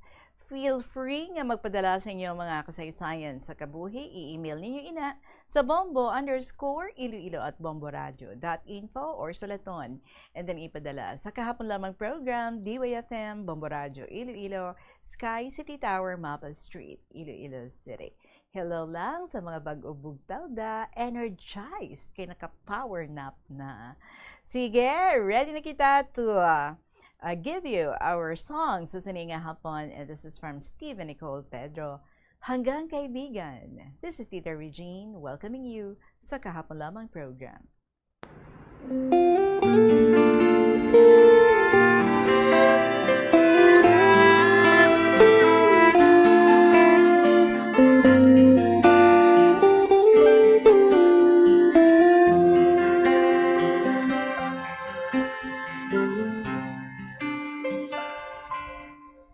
Sinungaling talaga ang pusong ito. Akala ko nahilong na mga sugat nito. Pilit ko makalimutan ang damdamin ko sa'yo. Ngunit ikaw pa rin ang tinitibok ng puso ko. Di mo naman kasalanan kung bakit ngayon ako'y nahihirapan.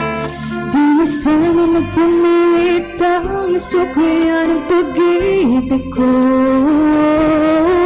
Di mo naman kasalanan kung sa'yo'y nahulog ng tuluyan.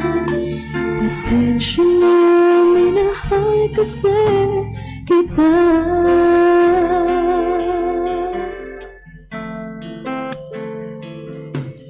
Kahit pahirin ang luha sa'king mata, ang pag-ibig ko sa'yo kaya may di mawawala.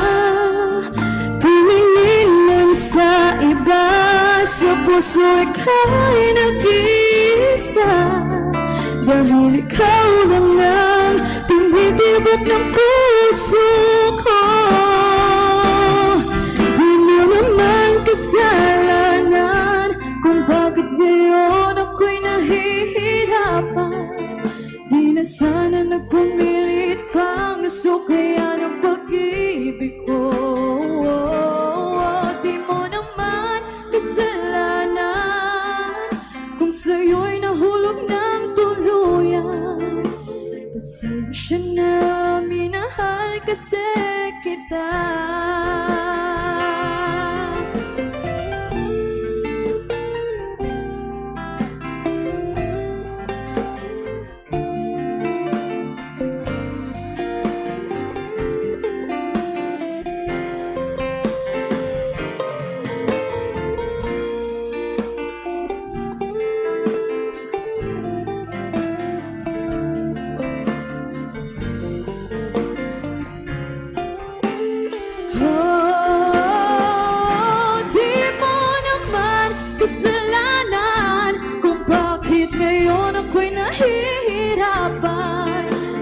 Sana nagpumilit pang suklayan ang pag-ibig ko.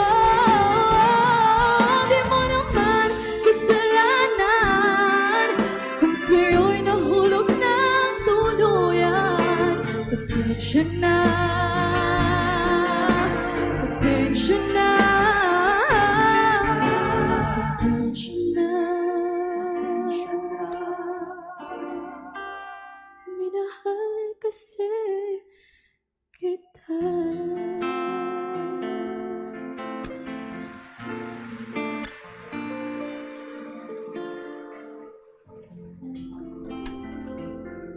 Stephen Nicole Pedro, hanggang kaibigan. Would you say sorry if you love someone? Dapat universal na yung love eh. So don't be sorry. Anyway, 16 minutes after 2 o'clock, here we go na with our first story sa sining hapon from Big Brother sa Quinto Distrito. Mapauli na kita, ginakapoy na ako, tama nakasakit sa akong butkon, nga ginatuslok sang dagom nga may morphine. Sa 12 hours, makapahuway ako sang kasakit, pero magtahaw gani ang morphine, balik naman ang puwerti kasakit. 10/10 gid ang kasakit. Tabiga dala ako ninyo puli, bisa naga-wheelchair ako. Gusto ko nga maglibot sa balay naton nga daan para handurawon ang mga nagliligad. Ang balay nga amo ang saksi sang aton pag-antos, pag mga budlay, kag pagka madinalag-on ninyo. Ang balay, kung sa diin kami ni nanay mo, ang nagdamgo sang madamo. Ang balay nga saksi sang amon pagpalanggaanay. Ga, gusto ko na magpuli, gusto ko na magpahuway. Gusto ko, kung maagahan pa ako, makadto kita sa baybay sa San Roque. Gusto ko magpungko sa puno sa mahogany, na sang buhi pa si nanay mo, amo ang amon paborito nga pulungkuan. Gusto ko, masaksihan sa mga inulihi nga tinion, ang pagtunod sang adlaw sa kahaponanon. Amo ini, tita, ang mga hambalanon kag pamilin-bilin sang ako na may, nga nakapagurahab gid sa akon manghod, nga nagabantay sa hospital, samtang siya nakakonfine sa isa ka pribado nga hospital dira sa city. Dear Tita Regine.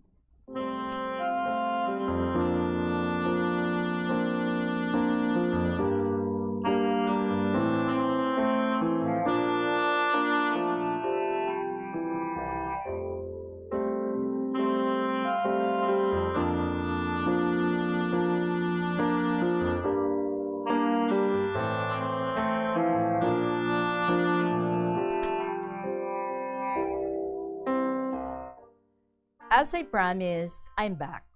Sa isa na naman kay istorya sang ako nagliligad. Istorya nga naganami pagid kung ginabasa mo. Tita, October 14, 2023, alas 10 sa gabi. Sa nga akon manghod, nagpuli, halin sa training sa city. Kay bago lang pasar sa pagkapulis, kay nag-a-apply sa city. Ang amon amay, nag-aisahanon lang sa amon balay sa uma. Nagapangulila sang iya mga bata. Anhon mo abita, kay hindi man siya magstay sa city. Kay kun ara man siya sa city, ang iya man na pensar permi, ang iya nga mga ido, si ML, si YT, si Chichu. Ti, amo na, nga lawig lang 1 week, puli naman siya. Ti mayo man, kay sa uma, arang akon mga lalaki nga hinablos, nga nagasibaw-sibaw sa iya. Kaya kung wala klase, kinaupdan siya. Tita nga ako na may 74 years old na. Hindi man perfect, pero proud gid kami sa iya. Kay bisan wala man kami manggad gid, napadako kami nga may kahadlok sa Dios, respeto sa isig katawo, ginatagaan value ang edukasyon. Madumduman ko gid ang iya linya. Bisan ano pa na sa ulihi, kung may ineskwelahan ka, hindi ka gid pag-ihig-ihigon sang imo isig kapareho. Kagbisan mga tinaga lang na sa panit sang ibos, kung gahimakas ka nga kabalo magbasa, dako na ina nga pag-asenso sa imo kaugalingon. Kung may ineskwelahan ka, bisan diin ka lang ipaslak, wala gid problema. Ang mga tinaga, nga sang una, daw ginatak-an man ako mamati, kay daw tape, sulit-sulit, nga sang una, hindi ko gid ma-appreciate. Pero suwong, makahambal gid ako, nga tay, bisan taraso ka lang, pero you are definitely right. Ibalik ta tita, tungang gabi, nagaurangol siya sang kasakit sang iya tiyan. Abis ang manghod ko, ang mga ido ang gaurangol. Kay titig marais, kag tigtarambo. Abi niya, may nakita nga malain ginhawa. Di bata, sa uma, uso ang mga amuna nga istorya. Nagpalanindog ang iya nga mga balahibo. Kag sa iya kakulba, nagdalagan siya. Dali-dali, sulod sa balay. Baw, sa iya pagbukas ng puwertahan, nakita iya si tatay nga nagahuray-ad sa sofa. Ang sofata fully paid ha. Nga nagahambal, ga, tamaan gid kasakit. Hambal sa manghod ko, ay abaw, dali, mapa-hospital kita. Ay ta, ang sabat niya, ga, pay ako di kwarta. Hambal sa manghod ko, sige lang tay, kay kontakon ko sila. Ang nanamin niya tita, kami nga mga bata iya. That time tita, I was still on board kag nag-inter-island kami sa India. Halos most ang amon port sa India. Kag naka-inland navigation, so no chance of crew change except sa emergencies kag must be planned 2 weeks before mag-sign off.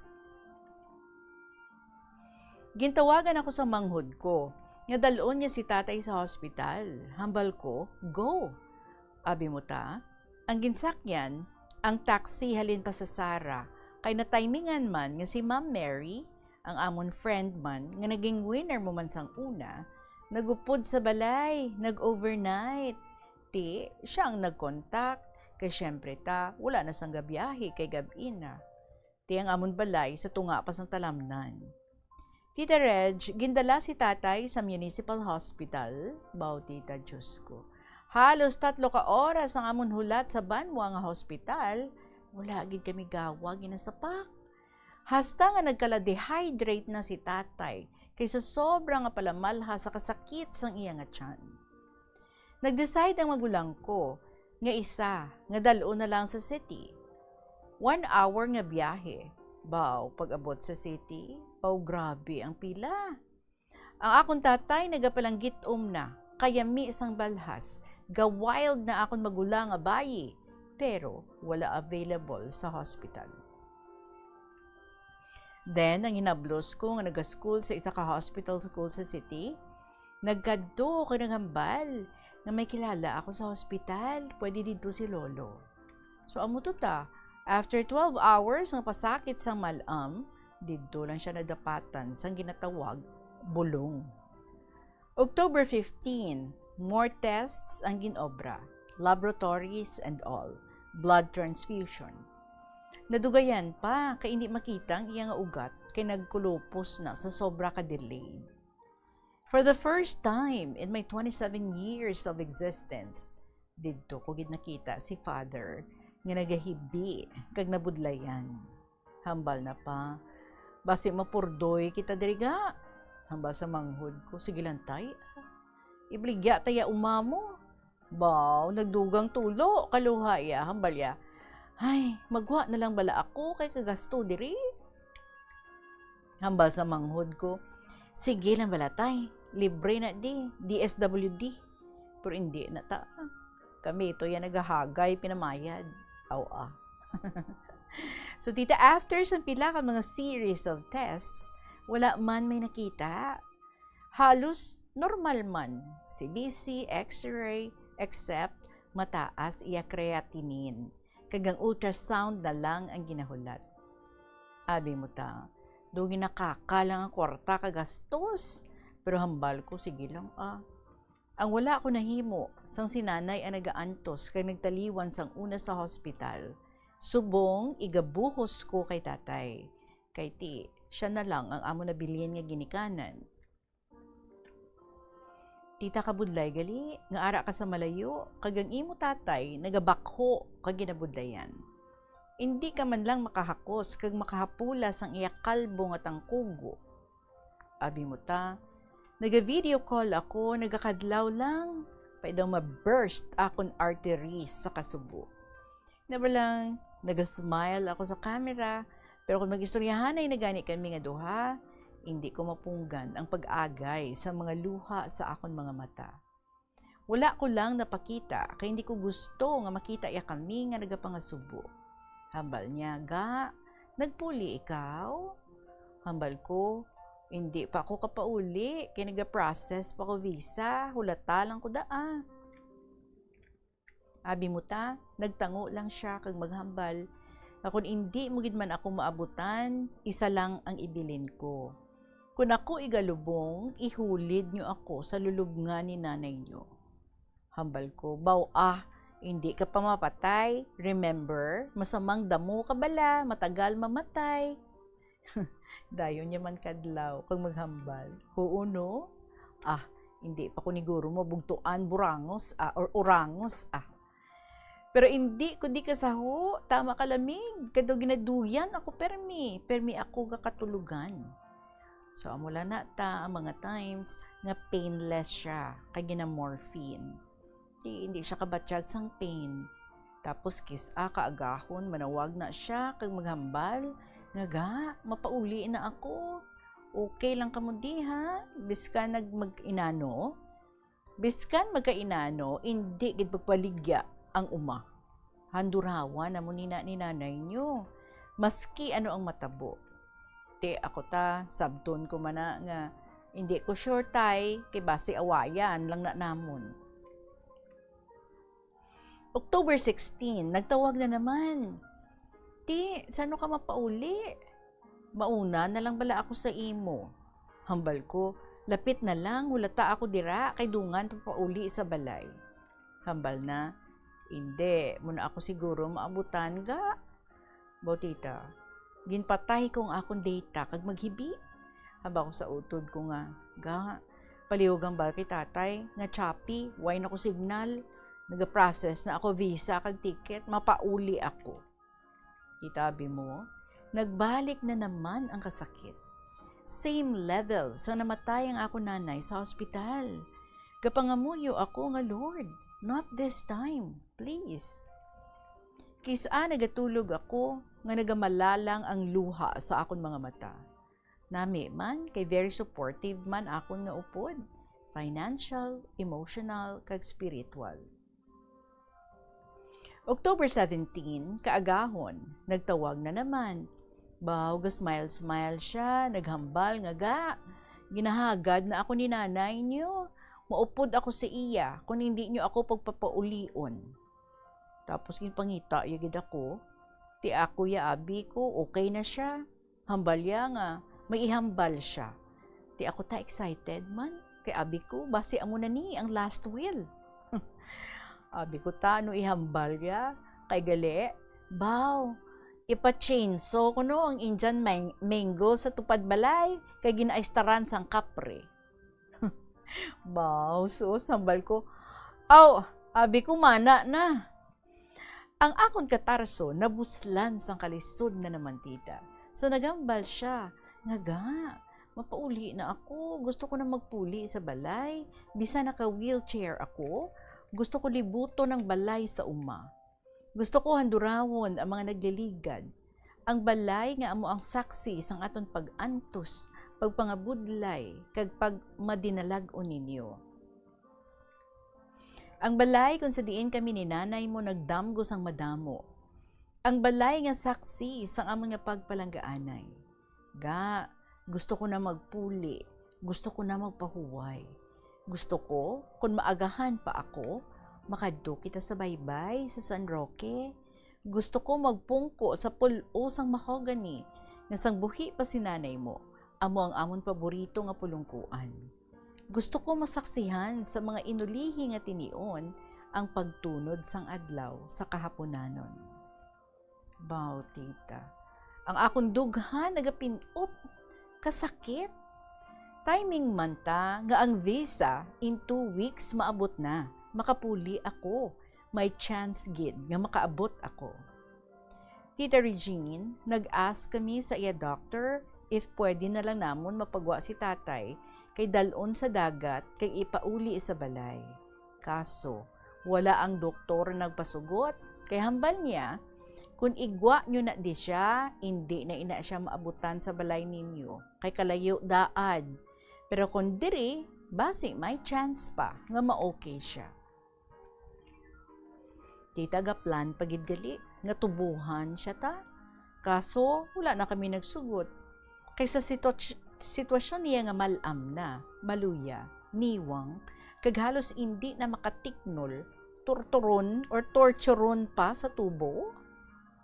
Actually tita, ando ako kautod nagsugot nga tubuhan. Kaso, majority wins. Kaya 5 kami naghambal, nga hindi lang. So, bali tita, alas 12 sa udto sa Pilipinas, kag alas 7 sa aga sa India, October 17, 2023. Nagtaliwan ang ako namay, nga wala gid na tao ang iya pangabay, nga mapauli sa balay. Bale, nakapuli na siya, sang siya isa nakabangkay. Kompleto sila tita, ang mga utod ko. Ako tita, wala makaabot. Kay baw, sa anuman nga kamalason, nga na-cancel man ang akon nga flight. Abi mo ta, nakabaton ako chat. Hambal sa manghod ko, hindi ka lang mag-wild dira ha, may isugid ako. Pero tita, syempre, ako, balaan ko na ang igasugid ya. ginpatay ko ang akong nga mobile phone, hoping nga sa pagbukas ko, damgo lang ang tanan. Abi mo ta, nagpray na lang ako. Hambal ko, Lord, ikaw na lang bahala kay tatay. Ikaw na lang bahala sa akong iloy kag amay. Natulugan lang ako ta sang hibi. Pagkaaga, October 18, nag-open ako, damo na nag-chat sang condolences. Naghibi naman ako, kayang akong ginakahadlukan, tuod-tuod na nga natabo. Tita Regine, nag-decide ako nga sa Egypt na lang mapauli para makahabol ako sa lubong ni tatay. Ako ang nag-sked 9/2023 kag mag-go home ako November 5, 2023. Baw, tita, anuman sa kamalason gid, kapag abot ko sa Egypt, nasarado ang airport sang Cairo tungod sa hostile aerial threat na naman sang ongoing Israel-Iran war kag Houthi sa Yemen kag Red Sea. Ara ako sa airport, delayed ang flight. Hambal ko, ipakansel anay ang lubong. Kaso, na-set na ang tanan. November 9 ang lubong, November 7 sa airport pa ako. Nag-stop over sa Saudi, delayed na naman. Ay ta, wala gid ako nakaabot. Ara ako sa kalawakan, sang ginaguro sa ulihi nga palahuwayan ang akon nga tatay. Pag-abot ko, ika 3 days na niya nga nalubong. Abi mo, tita, ang amon balay is never been the same sang buhi pa si tatay. Kaysang una, sang gagmay kami, magpa-supermarket siya gani, magbaligya kinaing nga talong, kami ang gahulat sa iya. Ang amon mga mata, wala nagaunta tulok sa karsada. Pero sang kami na ang nagdinalag ko, amon nakaligtaan, ngang amon gali amay, wala sang adlaw, nga nagahulat sa amon kung saan o mapauli. Hambal sang iya mga amigo sa uma, wala ko nung simana nga nagamuno, nga ambot, saan o mapuli di ang mga kabataan, kag maglumaw-lumaw ang iya mata. May guilt man ako balata kay sa January 2023, before I signed my contract, nagpangabay na siya. Balya, diri ka lang balanay sa balay. Puway ka mananay, kay wala ako di upod. Kaso, pagkaaga, ginbawi yaman ta. Kay balaan niya, nga galangot buot ko. So dayon niya manhambal, nga sige idulong ko ikaw sa airport. Kaso, base sa imo pagpuli diri sa dason tuig, hindi mo na ako maabutan. Amo na balata nga ang nalikawan ko gid nga ginadulong na ako kay ay ambot do ginakumo sang akon nga gallbladder sa Kasubo.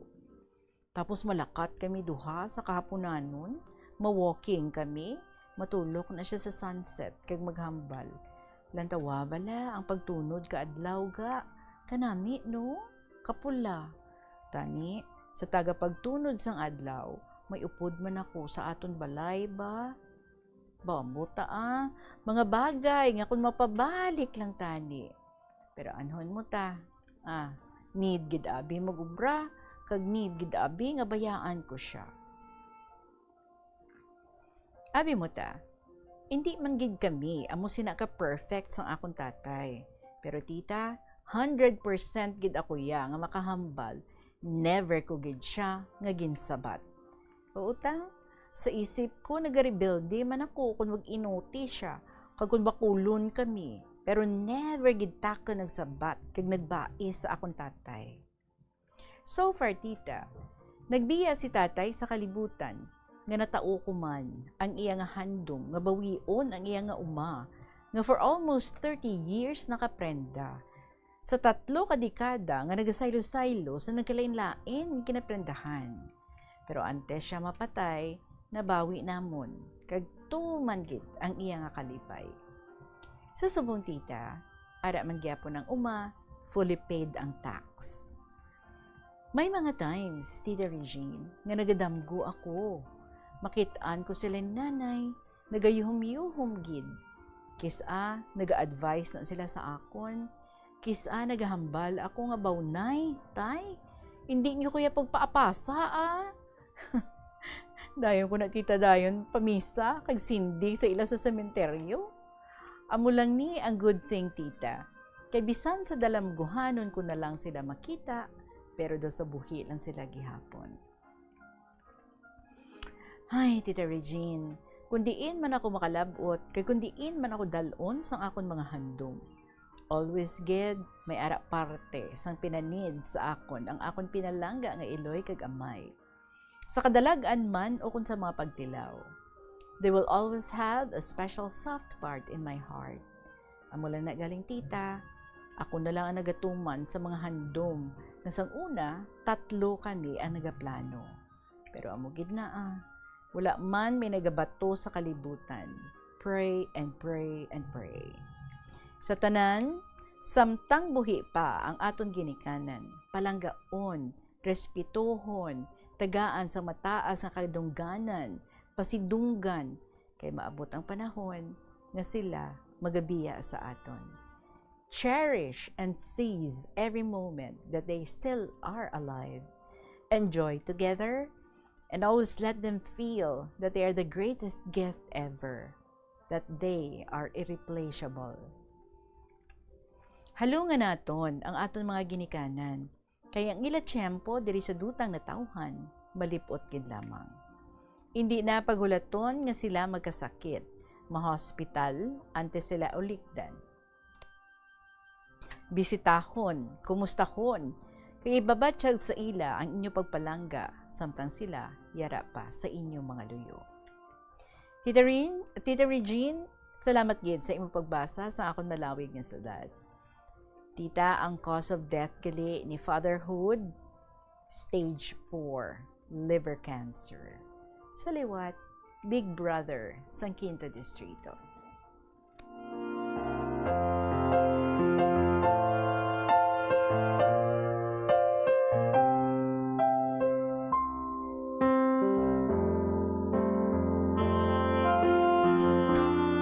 Big Brother, you did your best para tani no nga makaupod ang imong nga father.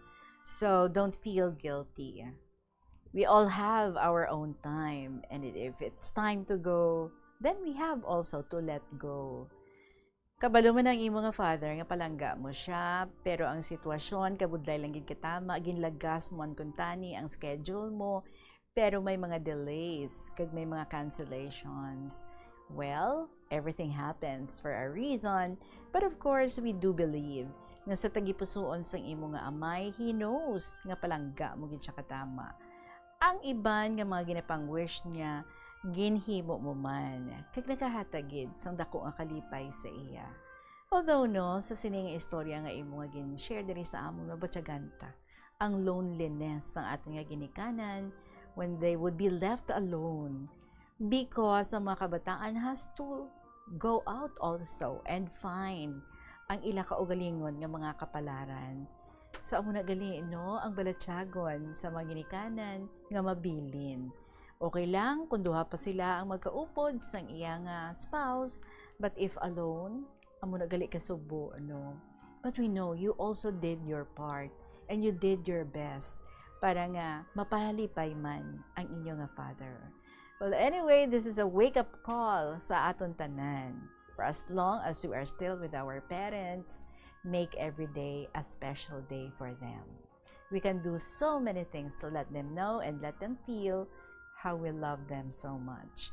Thank you, Gid, Big Brothers ng Quinto Distrito. And by the way, si Big Brother among aton nga pag-interviewon tomorrow sa iya nga first story nga share diri sa aton last week. Siya ang aton nga winner kag he said he's going to find time through Messenger, maga-video call kita sa iya boss sa aton nga pag-interview sa iya.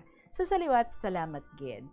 It is now 41 minutes after 2 o'clock. Magapadayon kita sa pagdulong sa inyo sa iban pa nga mga matahom nga mga istorya diri sa kahapon lamang program kaupod si Tita Regine sa aton. Kabombo! Yari ang isa ka energy saving tip nga dapat mahibaluan mo. Masami ka bala nagasako kung magluto, ilabi na ako ng karne o kung isda nga imo inoglunod, ang frozen pa? Hinay-hinay lang kabombo!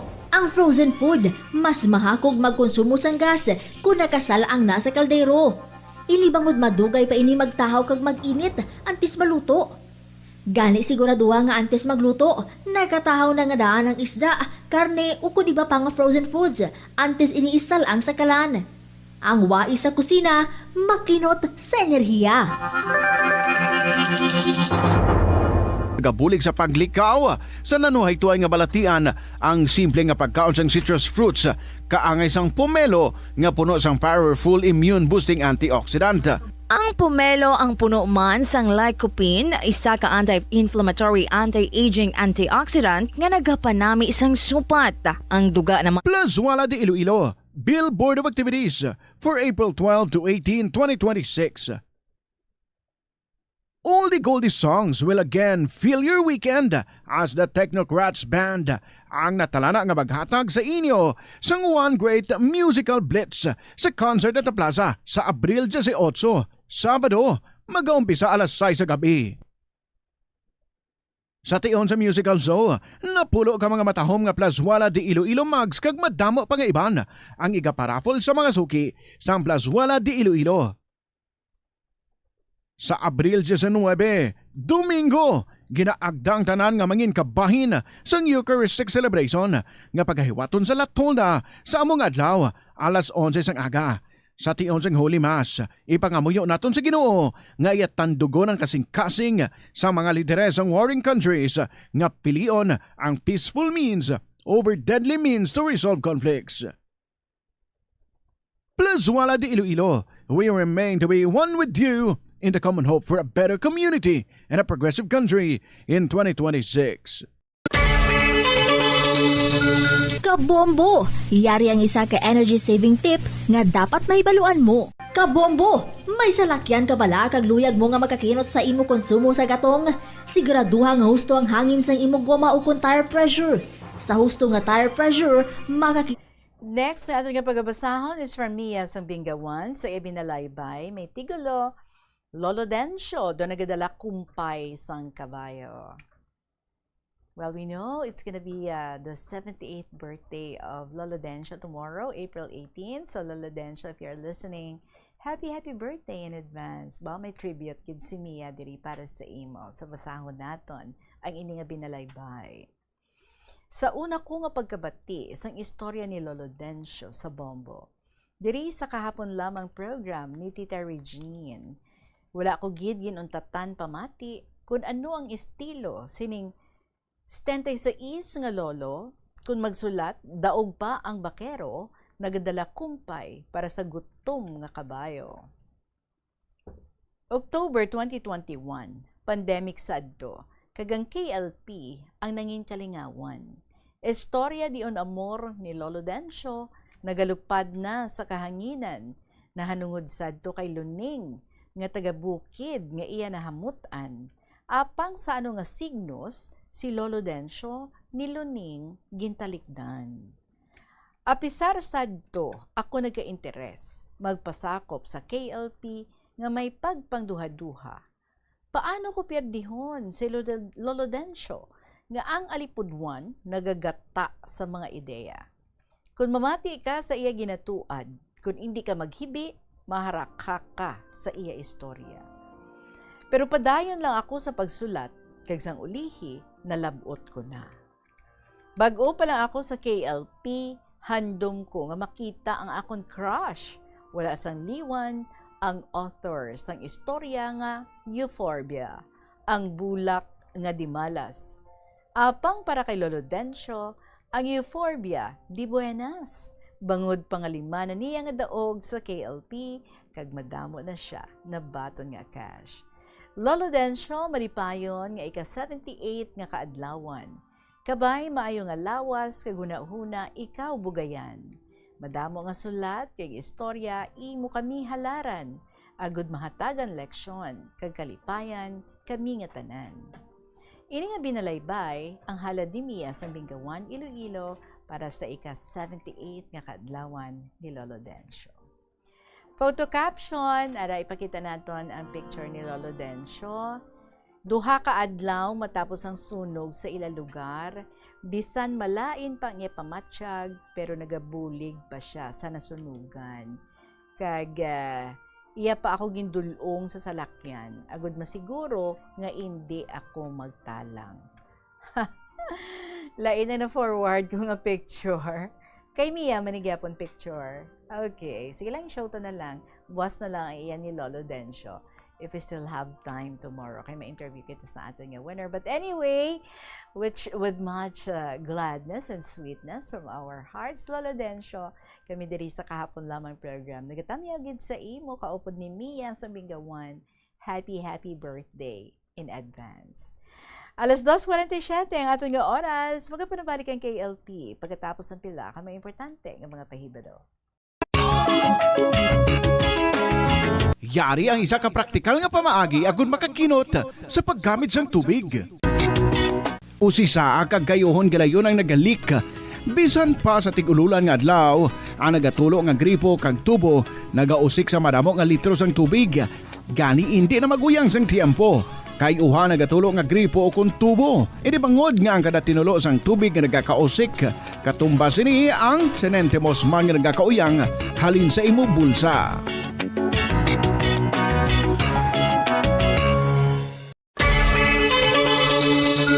Kabombo, yaring isa ka energy saving tip nga dapat mahibaluan mo. Kung mahimo pa lang i-upgrade ang ginagamit mo nga bumbilya sa LED lights. Nagadamo na sa karon ang mga panimalay nga nagagamit sang LED lights sa bangod magluwas nga matahom ini tulukon. Kag mas barato, mas makinot man ini sa konsumo sang kuryente kaysa sa mga halogen bulbs. Ang Kita diri sa kahapon lamang program, alas 2:49 ang ating oras. Here's our third story for this afternoon from student mom of Lambuna. Hidlaw man to say, with matching pictures, we will show them later. Dear Tita Regine.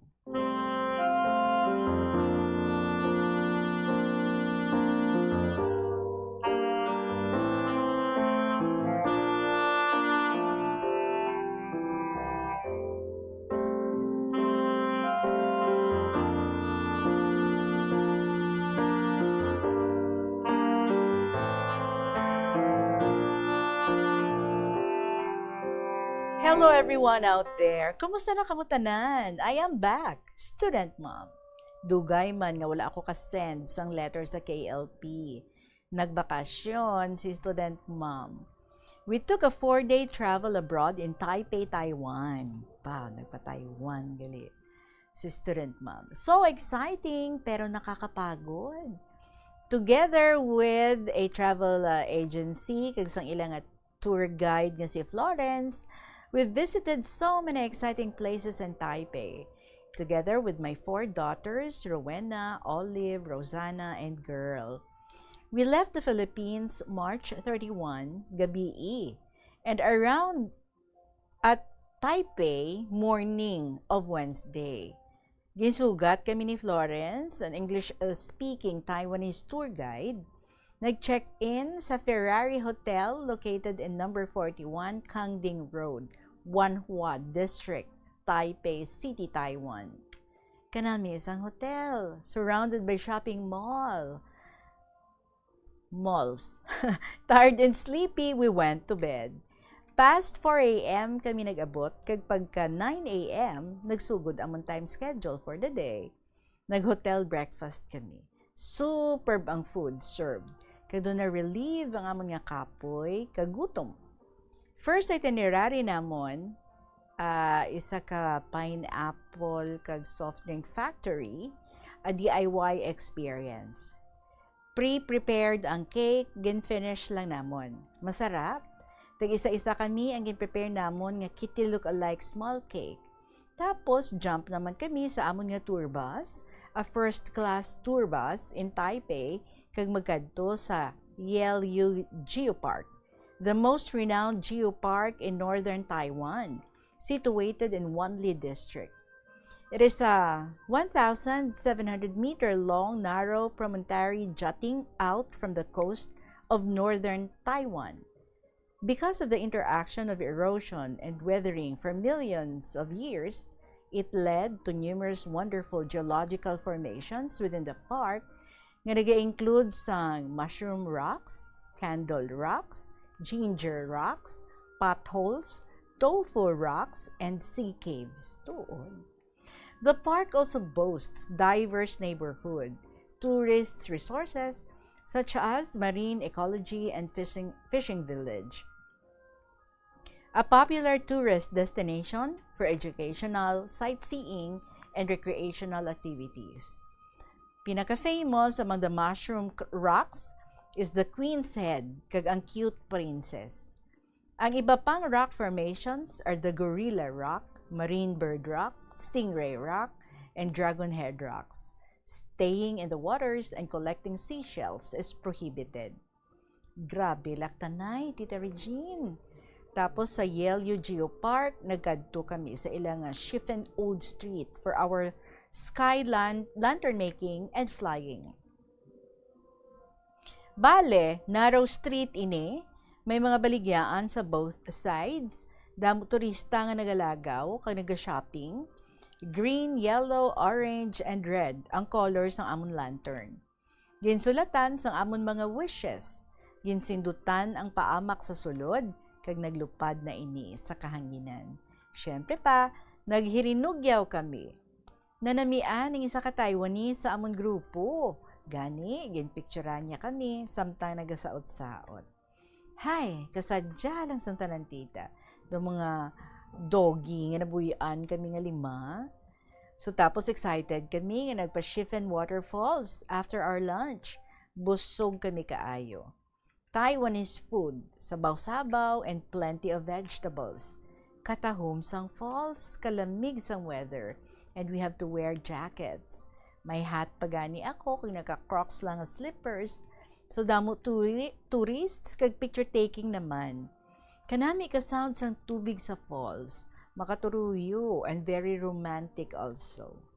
Tapos jump naman sa tour bus for our last destination for the day, Raohe Night Market.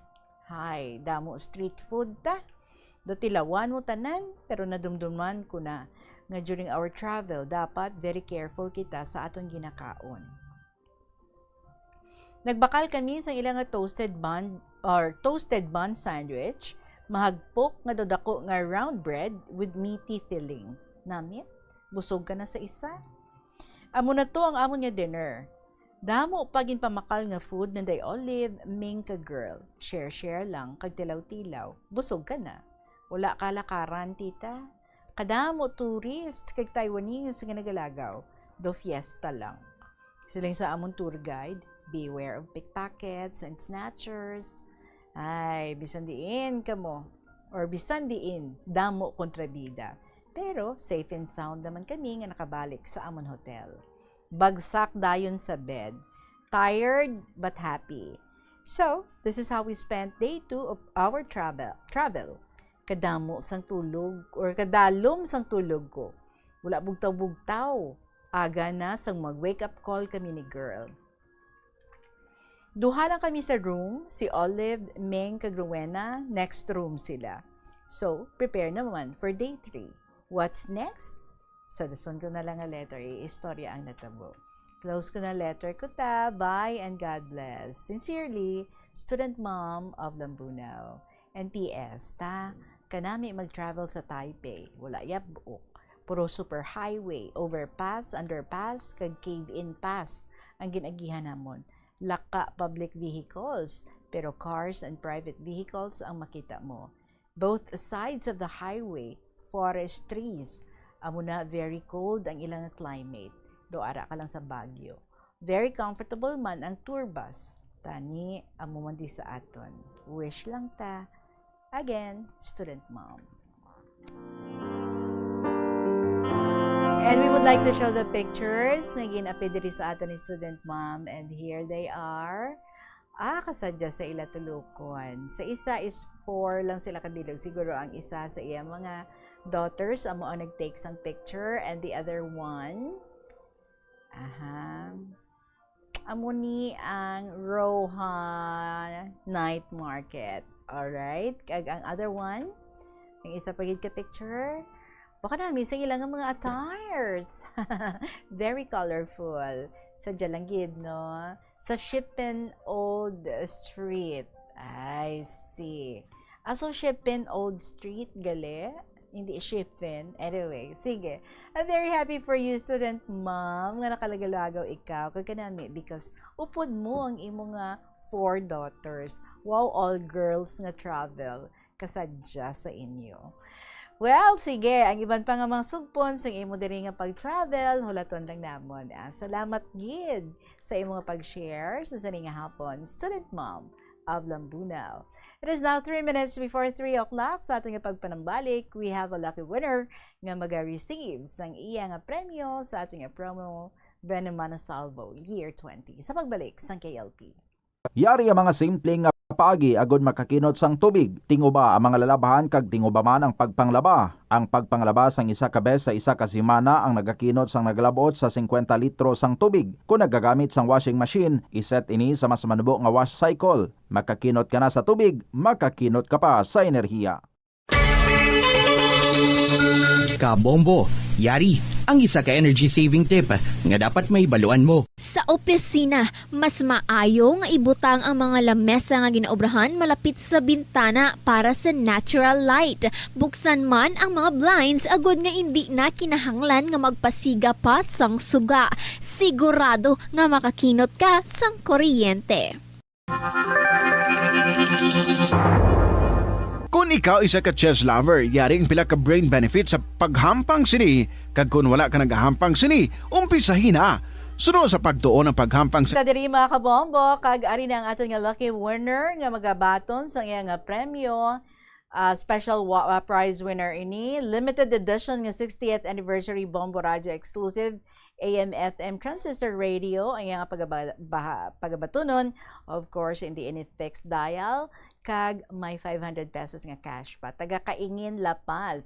Good afternoon gid sa imo, ma'am. Sino gani ato ngalan? Maria Bing de la Cruz. Maria Bing, congratulations gid sa imo. Ara na sa imo makamot ang imo nga 500 pesos nga cash. Pwede nato ina nga isipon. Oo. Palihog ko isip, ma'am. 100 pesos, 200 pesos, 300 pesos, 400 pesos, 500 pesos. Wow, excited gid kay ma'am sa iya nga pagbaton sa iya nga cash prize. Anong di na makadto ang ato nga 500 pesos nga cash, ma'am? Ibakal ko naman sang mga proofs of purchase. Proof of purchase para para maano naman ako mahulog naman ko, diba? Alright. Sige, good luck sa imo ha nga paghulog naman kag who knows basi next time kita ay naman tadiya kay maklaim ka naman, winner ka naman sa premyo diri sa Bombo Radio sa Benamana Salvo Year 20 nga promo. May isa ka pagid nga pagabatunon nga premyo kag ini amo ang limited edition nga 60th anniversary Bombo Radio exclusive AM/FM transistor radio ara sa imo nga atubang, ma'am. Hindi ini fixed ang dial, so i-check naton. Alright.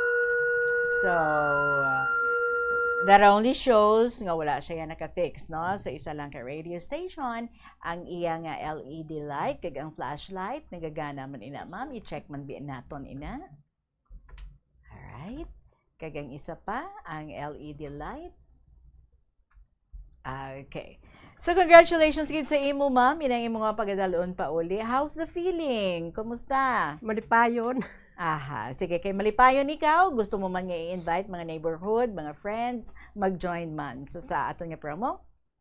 Ginaagna ko man ang tupad balay namon nga kung pwede makasulat man sila para makadaog man sila pareho sa akon. Pila ka mo, ma'am, sa sulod balay nag-enter sa promo, may kabulig ikaw nga nag-join man. Ay, ma'am, duwa lang kami sa bana ko, ma'am. Okay. Who knows, basi next time around, bana mo naman, no?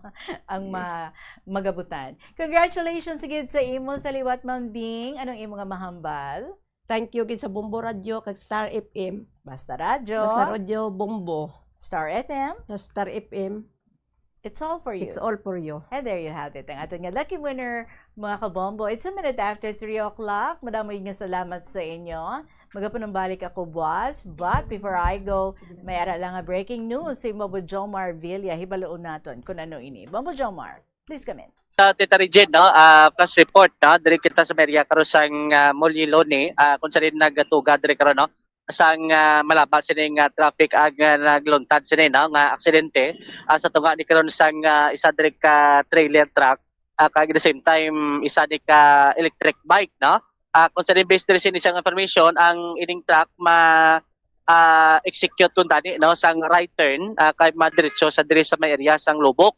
O galing nakibot ning driver nga gulpi lang kuno nga may linagapok diri sa may natubang, no, nga porsyon sa sining salakyan kaga didto nga pagpanaog sini nakita sini, no, ang isa diri ka electric bike bao tinalapakan gid, no, ang ining motorsiklo mayo lang kay ang driver sining electric bike nakapalagyo, no, nakapalagyo gilayon at itarigin kag duway naman to sa malapakan diri sa sining nasabit sa karon nga truck based diri sa driver nga napakigangutan naton sa nga sining trailer nga si Preston Madrilino. Yagin payag nga layo pa lang kuno na kaya ano na siya, no, naka-signal light na siya nga maliko sa tuo kag abi niya ganiti ligwa na kag wayman sang salakyan muto nga nakibot siya nga may linagapok, no, kag base man diri sa pagpangusisa naton do medyo banasig kag duay tumatulpangdan sang driver ka motorsiklo nga ma-execute, no, sang right turn ining nasabit sini nga truck rason nga nalabot, no, sang naunahan nga bahin ang iya sini nga motorsiklo ti Tarijin. Initial lang interview diri pabatita kay Preston Madrilino ang driver diri karon sang truck sa may interview sa Bumbo Radio.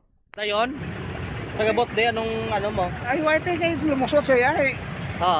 Siyempre kay intersection. Ay, so way mo kita pag ano ya sulod ya. Ay, do blind spot, no? Pero pag batyag mo...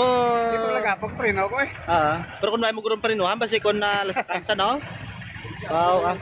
Pero inay mo ladlagan mo kina pag gano'n mo. Hindi ko paliko ka. Nakasignal ka na, no? Ayo, kayo kasi ka pag ay, basi uri ka lang signal, hindi man. Layo ka nakasignal ka na daan. Kaya rin, isang pulis lang karoon ng skit. Sige. Ang importante, way man sang na sikitan. Sige, salamat. Tita Regine, ang kabahid sa pahiyag diri karon sang driver sang trailer truck. Ang driver sang motorsiklo sining electric bike do okay naman. Ginulat lang diri karon ang investigador agod nga ma-investigaran ang ining nasabit sa karon nga aksidente diri sa may nasabit sa karon yang area do Chinese, no, do Chinese national ni siya. Ang driver ka motorsiklo ti Tarijin naga-istorya sa disupod niya ho namangkot gani kung anong lugar na di at ikintundoan ta nga diri sa may corner Molilone kag Drilon Bridge, no, kay kung makatabo ka di Taytay lapos mo na diri sa may Philippine Ports Authority sa aton sa di ka mga kabombo siguro plus tarta niya, no, ang iban sa ti Tarijin nga detalye sa iban nga public affairs program sa Bombo Radio. Flash report, ini si Bombo Jomar Consumo Villa. This is Bombo Radio Philippines, the number one most trusted source of news and information. Basta Radio, Bombo. Maraming salamat sa imong flash report, Bombo Jomar Villa. Mga kabombo, magasunod na ang mga dramas, Tuyang Ermitaña Provincial Jail, kagang Dear Diary.